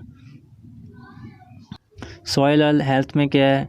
Soil and health में कि स्पोर्स और बैक्टीरिया प्रेजेंट होते हैं सॉइल में, और वर्म होते हैं काफ़ी डेफिशिएंट इन आयोडीन हो सकती है, और सॉइल डैम्पनेस उसकी वजह से प्रॉब्लम आ सकती है। हाउसिंग क्या? Housing is a physical structure providing protection and shelter, and it also includes the immediate surrounding and relating community services and facilities। तो क्राइटेरिया इसका क्या है हेल्थफुल हाउसिंग का? एक तो फिज़िकल प्रोटेक्शन प्रोवाइड करे, एडिक्वेट स्पेस हो उसके अंदर, टू कंट्रोल कम्युनिकेबल डिजीज़ और protection from noise and pollution, prevents humans from toxic और हार्मफुल मटेरियल्स, और promoting social relationships and community development. तो ये इसके क्राइटेरिया हैं हेल्थफुल हाउसेज़ के। आगे स्टैंडर्ड के हैं हाउसिंग स्टैंडर्ड के कि किस तरह का होना चाहिए हाउस अगर है तो। एक तो साइन चाहिए, सेट बैक के चारों तरफ खुला हिस्सा होना चाहिए। सेट बैक इसको open space all around the house के रूरल मतलब गांव में 1/3 और अर्बन में 2/3 जो है वो बिल्ट होना चाहिए। फ्लोर पक्का होना चाहिए। वॉल्स जो हैं इसकी वो 9 इंच की होनी चाहिए, और जो रूफ़ है वो कम से कम 10 फीट हाई होना चाहिए। कमरे जो हैं वो एक रूम जो है वो 2 पर्सनस के लिए, और इसी तरह आगे 2 जो रूम्स हैं वो 3 पर्सनस के लिए। फ्लोर एरिया जो है एक पर्सन के लिए 100 स्क्वायर फुट होना चाहिए और 2 के लिए 120 स्क्वायर फुट है। जो डोर्स एंड विंडोज़ हैं वो विंडोज़ हैं वो 20% ऑफ फ्लोर एरिया, और डोर्स और विंडो मिला के दोनों वो 40% ऑफ फ्लोर एरिया होना चाहिए। लाइट जो है वो सनलाइट और आर्टिफिशियल लाइट्स होनी चाहिए। किचन क्या क्या मतलब उसमें प्रॉपर चीज़ें होनी चाहिए। बाथरूम या प्राइवेसी, अटैच बाथरूम और होना चाहिए, और refuse properly remove daily. Floor space जो है जो 2 पर्सनस के लिए 120 फुट स्क्वायर जो पहले भी बात हुई, और जो कहो के लिए 32 फुट स्क्वायर। वाटर सप्लाई वो प्रॉपर होनी चाहिए। आगे हमारे पास है इफ़ेक्ट्स ऑफ पुअर हाउसिंग। ये मार्क कर लीजिए, क्वेश्चन आया हुआ है, यूनिवर्सिटी क्वेश्चन है कि इफ़ेक्ट्स ऑफ पुअर हाउसिंग इसके क्या हैं। अगर पुअर हाउसिंग है मतलब चीज़ें जो स्टैंडर्ड्स को नहीं मैच कर रही या उसका क्राइटेरिया को मैच नहीं कर रही, तो उसकी क्या क्या वजह से प्रॉब्लम आ सकती हैं। रेस्पिरेटरी इन्फेक्शन सबसे पहले हो सकते हैं, skin infections, rat infection, arthropods, accidents, psychological effects, morbidity and mortality और स्केलेटन इफ़ेक्ट्स। तो ये कुछ इफ़ेक्ट्स हैं। रेस्पिरेटरी कॉमन से हैं, वैसे आपको याद भी रह जाएंगे कि रेस्पिरेटरी प्रॉब्लम अगर पुअर हाउसिंग है तो रेस्पिरेटरी प्रॉब्लम्स तो हो ही सकते हैं। उसकी वजह से स्किन इन्फेक्शन भी हो सकते हैं, स्केबीज, रिंगवर्म, और रैट इन्फेक्शन ब्लैक हो सकता है। आर्थ्रोपोड्स, हाउस फ्लाइज, मॉस्किटो की वजह से। एक्सीडेंट, अगर पुअर बिल्डिंग है या कंस्ट्रक्शन का प्रॉब्लम है तो एक्सीडेंट्स हो सकते हैं। साइकोलॉजिकल इफ़ेक्ट्स, डिप्रेशन वगैरह। मॉर्बिडिटी एंड मोर्टेलिटी भी देखने को मिली है। स्केलेटन इफेक्ट्स में poor development due to improper light exposure. और ये क्वेश्चन था। आगे hazards of multi structured flats, वो तो कॉमन से हैं, overcrowding, lack of sufficient privacy and more accidents. Place of temporary stay, hostel या लॉजिंग हाउसेज और रिफ्यूज कैंप्स या टेंट्स हो सकते हैं। ओवर क्राउडिंग, इसकी डेफिनेशन आई है कि ओवर क्राउडिंग क्या है। इसको मार्क कर लें। Overcrowding refers to the situation in which more people are living within a single dwelling than there is space for. कि ओवर क्राउडिंग क्या है कि वो सिचुएशन है जिसमें एक ही हिस्से में या एक ही घर में कह लें कि कैपेसिटी से ज़्यादा बंदे रह रहे हैं, जिसकी वजह से मूवमेंट पे मसला आ रहा है। Movement is restricted, privacy secluded, और hygiene impossible, rest and sleep difficulties आ रही हैं, तो उसको हम कहते हैं ओवर क्राउडिंग। इसमें हमारे पास क्या था कि एक तो सिंगल ड्वेलिंग के अंदर मोर देन सफिशेंट पर्सन से, और उसकी वजह से जो उन पर प्रॉब्लम आ रहे थे, movement restriction, privacy problem, hygiene and rest and sleep problem आ रहे, डिफ़िकल्टीज़ आ रहे थे। इफ़ेक्ट्स इसके आए थे, ये भी साथ ही हैं इसके, एक ओवर क्राउडिंग की डेफिनेशन और उसके इफ़ेक्ट्स या उसके वजह से प्रॉब्लम जो हो रहे हैं। अब ओवर क्राउडिंग की वजह से क्या क्या हो सकते हैं। इन्फेक्शियस डिजीज़ स्प्रेड कर सकती हैं। ये मिलते जुलते ही हैं जो हमारे पास पुअर हाउसिंग के थे, उससे मिलते जुलते हैं। एक तो infectious disease spread rapidly, high morbidity, mortality, rapid respiratory tract infection, irritability, frustration, lack of sleep, anxiety वगैरह, और अनहैप्पी लाइफ। तो ये इसके इफ़ेक्ट्स हैं। आगे हमारे पास टॉपिक है नॉइज़। इसको मार्क कर लीजिए। ये इसके काफ़ी दफ़ा इसके इफ़ेक्ट्स और नॉइज़ कंट्रोल कैसे किया जाता है और सोर्सेज इसके पूछे हुए हैं। डेफिनेशन एक तो इसका नोट भी आया हुआ था मतलब पहले सालों में ना। तो नॉइज़ क्या है। Noise is defined as wrong sound in wrong place at wrong time. ठीक है, wrong sound in wrong place at wrong times. तो ये 20th सेंचुरी है। इस तरह से क्वेश्चन आता है कि 20th सेंचुरी को हम कहते हैं कि सेंचुरी ऑफ नॉइस है, इस तरह से क्वेश्चन आता है। और ये MCQ भी आ सकता है। सोर्सेज इसके क्या हैं कि वैसे तो बहुत सारे इसके सोर्सेज हैं, लेकिन automobiles, factories, industries, aircraft, radio और टीवी, ये इसके कॉमन सोर्सेज हैं। और भी आप लिख सकते हैं जितने चाहें, लेकिन automobiles, factories, industries, aircraft, radio and TV. Properties के दो हैं इसकी, लाउडनेस, नॉइज़ की दो प्रॉपर्टीज़ हैं, लाउडनेस एंड फ्रीक्वेंसी। लाउडनेस क्या है, एम्पलीट्यूड ऑफ वाइब्रेशन को लाउडनेस कहते हैं, और जो फ्रीक्वेंसी है इसमें जो उसकी हर्ट्ज से इसको डिनोट किया जाता है, और ये क्या है 1 वेव पर सेकंड। अब जो लाउडनेस है इसमें एक MCQ वैसे तो इसमें जो लिखी है विस्परिंग की 20 से 30 डेसिबल, नॉर्मल कन्वर्सेशन की 60 से 65 डेसिबल, और जो well tolerated by most humans है वो 85 डेसिबल। तो ये चांसेस हो सकते हैं कि ये MCQ आ जाए। Well tolerated by most humans वो है 85 डेसिबल्स। फ्रीक्वेंसी जो है वो 20 से 20,000 हर्ट्ज जो है वो हेयरेबल फ्रीक्वेंसी है। इफ़ेक्ट्स, ये जो क्वेश्चन भी है वो इफ़ेक्ट्स क्या हैं नॉइस पोल्यूशन के, ऑडिटरी इफ़ेक्ट्स हैं और नॉन ऑडिटरी इफ़ेक्ट्स हैं। अब जो ऑडिटरी इफ़ेक्ट्स हैं उसमें हमारे पास ऑडिटरी फटीग आता है और डेफनेस आती है। ऑडिटरी फटीग क्या है कि मोस्टली ये जो है 90 डेसिबल से स्टार्ट होती है, और जो ग्रेटेस्ट है वो 4000 हर्ट्ज पे होती है। ये विस्लिंग और बजिंग से भी एसोसिएटेड हो सकती है ऑडिटरी फटीग। डेफनेस क्या है, टेम्परेरी डेफनेस भी हो सकती है और परमानेंट डेफनेस भी। जो टेम्परेरी है उसकी 4000 से 6000 हर्ट्ज इसकी रेंज है, और जो परमानेंट है इसकी हमारे पास 100 डेसिबल के अराउंड जो है, और जो अगर 160 डेसिबल से ऊपर हो जाए तो उसकी टेम्पेनिक मेम्ब्रेन को रप्चर हो सकती है। नॉन ऑडिटरी इफ़ेक्ट्स कौन से हैं? इंटरफेरेंस विद स्पीच, के जब नॉइस है तो क्योंकि उसकी वजह से ज़्यादा समझ नहीं आएगी एक दूसरे की बात की, तो इंटरफेरेंस विद स्पीच।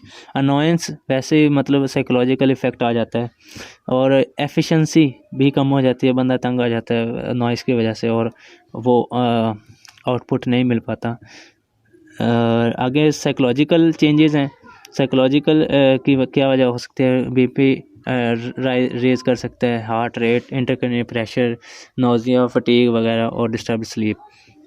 तो ये इसके इफ़ेक्ट्स हैं, auditory effect and non auditory. Auditory में हमारे पास ऑडिटरी फटीग था और डेफनेस थी, और नॉन ऑडिटरी में हमारे पास interference with speech, annoyance, efficiency and psychological changes था। आगे हमारे पास नॉइस कंट्रोल है, ये भी मार्क कर लीजिए। नॉइस कंट्रोल कैसे किया जाता है, क्या क्या प्लानिंग है? एक तो आप 3 तो इसके स्टेप्स वैसे ही हैं कि एक तो कंट्रोल एट सोर्स, के जो सोर्स है वहाँ पे कंट्रोल कर लिया जाए। दूसरे पे अब सोर्स से ट्रांसमिट होनी है तो कंट्रोल ऑफ ट्रांसमिशन।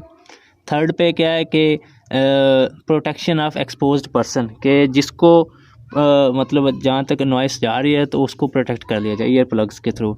तो ये 3 तो इसकी इस प्रोडक्शन से एंड तक है, ट्रांसमिशन और एक्सपोज तक। 3 तो इस तरह आप याद कर लें। आगे केयरफुल प्लानिंग ऑफ सिटीज़ के जो जोन इसके बना दिए जाएँ, जो फैक्ट्रीज़ हैं वो दूर रखी जाएँ घरों से, और लेजिस्लेशन लॉ बना दिए जाएँ, और एजुकेशन। तो ये हमारे पास हैं नॉइस कंट्रोल के मेजरमेंट्स जो मेजर्स कर सकते हैं। आगे हमारे पास है क्लाइमेट एंड हेल्थ। क्लाइमेट क्या है? Climate is average weather condition throughout the year at a place, कि एक साल में जो एवरेज कंडीशन आती है टेम्परेचर या वेदर कंडीशन के, तो उसको हम क्लाइमेट कहते हैं। आगे हमारे पास है मेटेरोलॉजी। तो it is a science concerned with the phenomena occurring in the environment, कोई भी फिनोमेना हो रहा है उसको मेटेरोलॉजी में आता है। एटमॉस्फेरिक प्रेशर इसमें आ जाता है, और air temperature, humidity, air velocity, clouds, rainfall and sunshine. Atmospheric pressure की बात करें तो 1 ATM जो है वो एटमॉस्फेरिक प्रेशर जो है वो सी लेवल पे होता है, और हाई एल्टीट्यूड की वजह से क्या क्या इफेक्ट्स आ सकते हैं? एक्यूट माउंटेन सिकनेस और हाई एल्टीट्यूड पल्मोनरी एडिमा जो 3rd डे पे प्रेजेंट करता है, और लो एल्टीट्यूड की वजह से हमारे पास कैसन डिजीज़ या कंप्रेस्ड एयर सिकनेस भी कहते हैं, जिसकी वजह से वो, और इसको हम बैंड्स और स्क्रूज भी कहते हैं। एयर टेम्परेचर हम इसके इफ़ेक्ट्स क्वेश्चन आए हैं कि इफ़ेक्ट्स ऑफ हीट स्ट्रेस, के इसमें कौन कौन से हीट ज़्यादा है, हीट स्ट्रेस की वजह से क्या क्या हो सकता है? हीट स्ट्रोक हो सकता है, heat hyperpyrexia, heat exhaustion, heat cramps, heat syncope. तो ये हमारे पास हो सकते हैं। ये कौन कौन से हीट स्ट्रेस इफ़ेक्ट्स हैं? Heat stroke, heat hyperpyrexia, heat exhaustion, heat cramps, heat syncope. तो ये हमारे पास हैं। इसमें हमारे पास जो क्वेश्चन है वो है हीट स्ट्रोक का आया हुआ है, इसको सन स्ट्रोक भी कहते हैं, इसको मार्क कर लें। इसमें क्या होता है कि there is failure of heat regulating mechanism. इसमें क्या होता है कि स्वेटिंग नहीं हो रही होती और हीट को इमिट करने के लिए जो हमारे पास रेगुलेटिंग मैकेनिज्म है वो फॉल्टी हो जाता है। इसमें क्या होता है, हमारे पास क्लिनिकल फीचर में 107 से 110 डिग्री फ़ारेनहाइट टेम्परेचर होता है, delirium, convergence, loss of consciousness, dry and hot skin होती है। कॉजेज ऑफ डेथ इसमें क्या होता है कि हाइपर कैलीमिया की वजह से डेथ हो सकती है। इसमें हम करते क्या हैं कि rapidly cool the patient in ice water bath until the rectal temperature falls below the 103 degree Fahrenheit. और क्या कहते हैं, तो रैपिडली कूल किया, क्लोरप्रोमाजीन रिकमेंड होती है, और रेस्ट फॉर सेवरल डेज। तो ये 3 तरह से हम इसको मैनेज करते हैं। हीट हाइपरपायरेक्सिया, इसमें साइंस नहीं होते हीट स्ट्रोक के। और हीट एग्जॉशन, जब साल्ट डेफिशिएंसी हो जाए प्रोफीज स्वेटिंग की वजह से, इसको हम हीट एग्जॉशन कहते हैं। और हीट क्रैम्प्स क्या होता है, हाई मस्कुलर एक्टिविटी की वजह से, हाई टेम्परेचर में हाई मस्कुलर एक्टिविटी हो तो इसकी वजह से हीट क्रैम्प्स आ जाते हैं। हीट सिंकपी क्या है कि बंदा फेंट हो जाता है, जिस तरह धूप में खड़ा रह कर, इसको हीट सिंकपी कहते हैं। इसमें पूलिंग ऑफ ब्लड हो जाती है लेग्स में। तो प्रिवेंटिव मेजर्स क्या हैं इसकी, ये आया हुआ क्वेश्चन के प्रिवेंटिव मेजर्स क्या हैं, जिस तरह वो उसके साथ मिलके आया था हीट स्ट्रोक के। तो इसमें क्या करना है, एक तो बंदे को कहना है कि ज़्यादा से ज़्यादा पानी का इस्तेमाल करे, ड्यूरेशन ऑफ वर्क अगर हॉट इन्वायरमेंट में वो कम कर दे। क्लोथिंग उसकी जो है उसका कलर और लाइट होना चाहिए, कलर उसका जो है वो लाइट कलर्स में होना चाहिए, लूज़ होना चाहिए। गॉगल्स इस्तेमाल करने चाहिए, हेलमेट्स इस्तेमाल कर लें, और प्रॉपर वेंटिलेशन होनी चाहिए। तो ये इसके प्रिवेंटिव मेजर्स हैं। अब ये तो हमारे पास heat effects of heat stresses में था। अब हीट ऑफ कोल्ड स्ट्रेस में क्या हो सकता है, ट्रेंच फुट या इमर्शन फुट भी कहते हैं। तो इसमें क्या होता है कि फुट प्रॉब्लम आ जाता है कि ज़्यादा सर्दी की वजह से पहले साइनोटिक एरिया हो जाता है, फिर रेड हाइपरीमिक, हॉट स्वोलन हो जाता है, और फिर बाद में ब्लैप्स और गैंग्रीन अपीयर हो जाते हैं। इसको हम कहते हैं ट्रेंच फुट। और फ्रॉस्ट बाइट क्या होता है, ये टिश्यू लेवल पे डैमेज होता है due to exposure from intense cold. Cause क्या होता है, dry air well below the freezing point, ये इसका रिस्क फैक्टर होता है। और क्लिनिकल फीचर्स में इसमें पेल, डल, ओपैक, येलो हो जाती है स्किन, और prickly and itching sensation, local redness and swelling होती है। ह्यूमिडिटी, एब्सोल्यूट ह्यूमिडिटी क्या होती है, it is a weight of water vapour unit volume of air. और जो रिलेटिव ह्यूमिडिटी है, ये percentage of moisture present in air. अब जो आगे एयर वेलोसिटी है जो डिफरेंट होती है स्टॉर्म, कंप्लीट काम और स्लाइड ब्रीज में, तो उसकी डिफरेंट है, वो ज़रूरी नहीं। लेकिन ये है कि ये मेजर की जाती है अनीमोमीटर से। अनीमोमीटर, ये नाम याद रखिएगा। क्लाउड्स क्या हैं, क्लाउड्स के आगे कुछ इसकी क्लासिफिकेशन है, वो ज़रूरत नहीं है उसकी। आगे हमारे पास है रेनफॉल, तो और उसके बाद सनशाइन जो है वो सनशाइन रिकॉर्डर के थ्रू उसको मेजर किया जाता है। आगे हमारे पास examination of ventilation of a room और सिनेमा हॉल के ये कब कब करनी चाहिए, ये जब ये फुल हो तब, और उसके साथ प्रेजेंस ऑफ स्टफिनेस चेक करनी है, और वेंटिलेशन कौन सी यूज़ हो रही है किस टाइप की उस प्लेस में, वो देखनी है। ये हम जो वेलोसिटी ऑफ एयर है वो अनीमोमीटर से चेक करते हैं वहाँ पे। रिलेटिव ह्यूमिडिटी जो है वो हाइग्रोमीटर, और power of cooling of air by काटा थर्मोमीटर। आगे सॉलिड वेस्ट डिस्पोजल है। इसमें से सच कोई बाकी क्वेश्चन नहीं आया हुआ, लेकिन बस जल्दी जल्दी से रीड करा देता हूँ कि इसके सॉलिड वेस्ट डिस्पोजल के क्या क्या सोर्सेज हैं। Street refuse, market refuse, industry refuse और डोमेस्टिक रिफ्यूज़।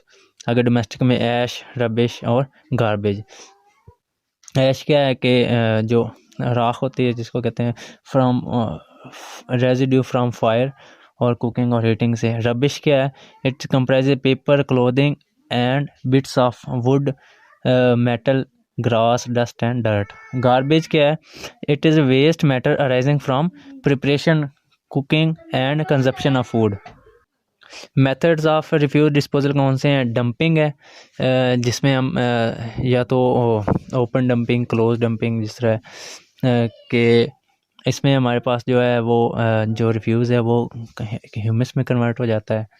और WHO expert committee condemn dumping as most unsanitary method. जो डंपिंग को WHO ने मोस्ट अनसैनिटरी मेथड कहा हुआ है। कंट्रोल टिपिंग क्या है?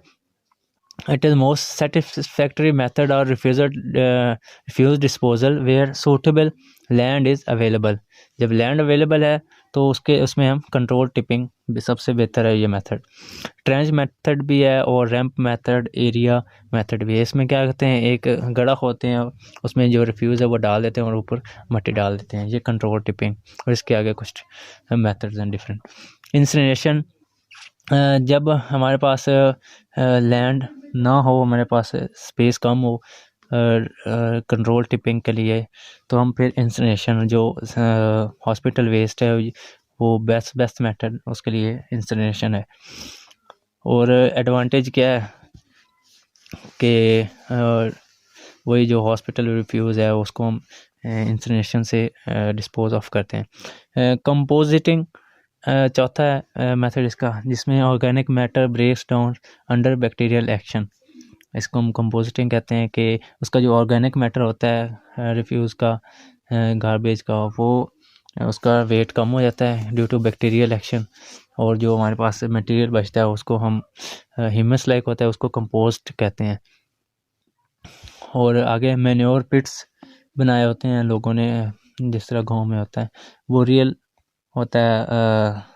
और डिस्ट्रक्टर जिस तरह डिस्ट्रक्टर में डाला जाता है, जिसकी वजह से या तो फ़ायदेमंद कोई यूजेबल प्रोडक्ट्स या ब्रिक्स बना लेते हैं उससे ना, तो ये डिस्ट्रक्टर के थ्रू होता है। हेल्थ हैज़र्ड, इसके रिफ्यूज़ के क्या क्या वो जर्नल से ही हैं। मेथड्स ऑफ एक्सक्रीटा डिस्पोजल, हमारे पास है अनसीवर्ड एरियाज़ और सीवर्ड एरियाज़। अनसीवर्ड एरियाज़ में सर्विस टाइप या कंजर्वेंसी टाइप सिस्टम है, और नॉन सर्विस टाइप या सैनिटरी लेटरिन्स। और जो तीसरा हमारे पास latrine suitable for camps and temporary use. Sewered area में प्राइमरी, सेकेंडरी और अदर मेथड्स के थ्रू किया जा सकता है। एक चीज़ लाइन याद रख लीजिए कि 50 to 70% of the solid settle down under the influence of gravity and is known as sludge. Sludge क्या है कि जो सॉलिड सेटल डाउन हो जाता है हमारे किसी भी गार्बेज में या रिफ्यूज़ है, तो उसमें उसको कहते हैं स्लज। आगे इसके साथ ही डिफरेंस मैं बता देता हूँ स्लेज का और सीवेज का भी। स्लेज क्या है? Waste water which does not contain human excreta, इसको स्लेज कहते हैं। और सीवेज क्या है? Sewage is the waste water from a community containing solid and liquid excreta. Sewage सबसे मतलब वो कॉम्बिनेशन है जो वेस्ट, उसमें एक्सक्रीटा भी आ जाता है। स्लेज में एक्सक्रीटा नहीं होता, लेकिन ये वेस्ट वाटर होता है। और जो स्लज होता है, ये जो सेटल डाउन सॉलिड वेस्ट होता है उसको कहते हैं स्लज। तो ये डिफरेंस याद रखिएगा। आगे हमारे पास है septic tank. It is a watertight masonry tank which household sewage is admitted for treatment. कि हाउस होल्ड जो सेवेज है वो इसमें डाला जाता है ताकि ट्रीटमेंट के लिए। और it is the satisfactory means of disposing excreta and waste. जो एक्सक्रीटा के लिए ये ना मेथड है सेप्टिक टैंक का। इसकी फ़ीचर्स क्या हैं? इसकी कैपेसिटी जो है वो 500 गैलन होनी चाहिए। लेंथ इसकी ट्वाइस द ब्रेथ होनी चाहिए। जो डेप्थ इसकी वो 1.5 to 2 मीटर हो। लिक्विड डेप्थ वो 1.2 मीटर या 4 फीट। और एयर स्पेस जो है वो 1 फुट होना चाहिए। और बॉटम इसका वो स्लोपिंग होना चाहिए एक साइड पे।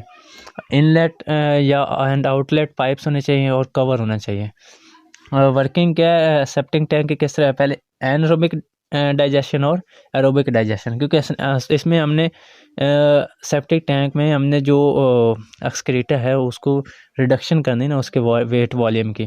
तो सबसे पहले एनारोबिक डाइजेशन होती है कि इसमें जो इनलेट के थ्रू जो डाला जाता है उसमें क्या होता है कि जो लाइटर सॉलिड जिस लाइक ग्रीस फैट, वो क्या करते हैं, वो सरफेस पे आ जाते हैं और स्कम एक बना देते हैं। और जो हैवी होता है वो नीचे बैठ जाता है, स्लज बना देता है। और फिर इसमें एनारोबिक डाइजेशन होती है, और फिर जो एनारोबिक हमारे पास जो बैक्टीरिया होते हैं वो उसको वेट और वॉल्यूम से रिड्यूस कर देते हैं, और जो सॉलिड होता है हमारे पास वो लिक्विड और गैस में in the form of bubbles वो सरफेस पे नज़र आ रहा होता है।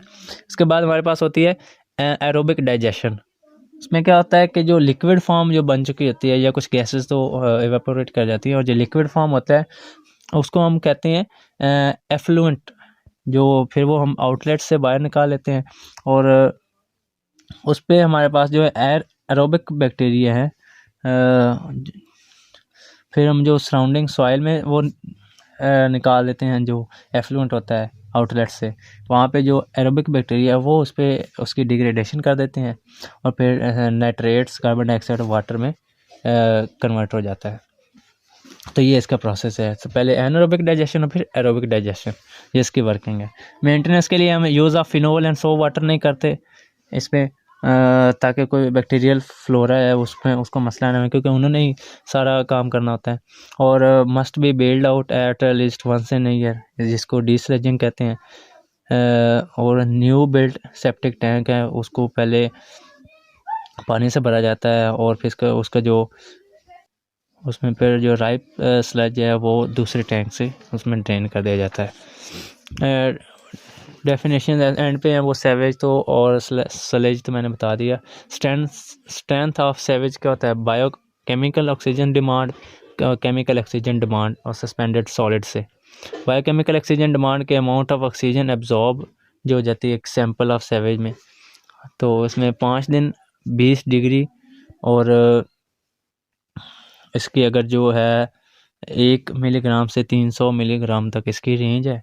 अगर 300 मिलीग्राम या उससे ज़्यादा है तो सेवेज स्ट्रॉन्ग है, BOD यानी कि बायोकेमिकल ऑक्सीजन डिमांड, और जो 100 या उससे कम है तो वीक हमारे पास सेवेज होता है। इसे केमिकल ऑक्सीजन डिमांड है। सस्पेंडेड सॉलिड अगर 100 है तो वो वीक है, अगर 500 है तो फिर वो स्ट्रॉन्ग होगा। एक्टिवेटेड स्लज प्रोसेस क्या है कि स्लज प्लस सेवेज, तो इसको मैं इसके बाद क्या होता है फिर क्लैरिफिकेशन ऑफ सेवेज हो जाती है, तो इसको हम कहते हैं एक्टिवेटेड स्लज प्रोसेस। बाकी आगे इसका कंपैरिजन है surface water and ground water, super chlorination और ब्रेक पॉइंट में, और रैपिड सैंड फिल्टर और स्लो सैंड फिल्टर, और एंड पे हमारे पास इसके जो वाटर रिलेटेड डिजीज़ हैं।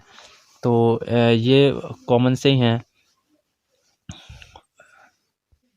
सरफेस वाटर की बात करें तो ये अवेलेबल कहाँ पे होता है, स्ट्रीम्स लेक्स पे अवेलेबल होता है, और बाकी जो स्प्रिंग्स और वेल्स में होता है। क्वांटिटी जो सरफेस वाटर की लार्ज होती है रेनी सीजन में, लेकिन समर में कम होती है, और स्टोरेज जो है इसका वो रिक्वायर होता है। क्वालिटी इसकी पोल्यूटेड होती है क्योंकि ये ऊपर ऊपर होता है, तो पोल्यूशन के चांसेस है। ट्रीटमेंट इसका ट्रीटमेंट का रिक्वायर होता है ट्रीटमेंट, और सूटेबिलिटी क्या है कि बिग सिटीज़ और इंडस्ट्रियल टाउन्स में के लिए बेस्ट सूटेबल है।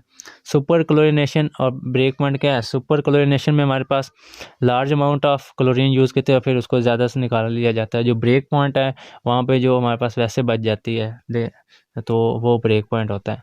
और जो सुपर क्लोरिनेशन में हम अनएस्टिमेटेड डोज देते हैं, लेकिन हमारे पास जो ब्रेक पॉइंट है उसमें हम एस्टिमेटेड डोज ही क्लोरीन की डालते हैं।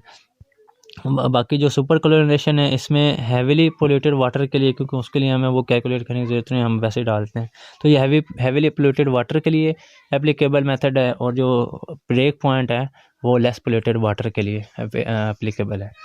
आगे रैपिड सैंड फिल्टर और स्लो सैंड की बात करें डिफरेंस की, तो स्पेस जो है वो रैपिड सैंड के लिए कम हमें चाहिए होता है, लेकिन स्लो सैंड के लिए हमें ज़्यादा जगह चाहिए। रेट ऑफ फिल्ट्रेशन हमने बात की थी कि रैपिड में रेट बहुत ज़्यादा होता है, और उसमें स्लो सैंड फिल्टर में उसका कम होता है। जो वॉशिंग है वो इसकी जो रैपिड सैंड की वो बाय बैक वॉशिंग की जाती है, और स्लो सैंड की by scraping the sand bed, जो वाइटर लेयर होती है।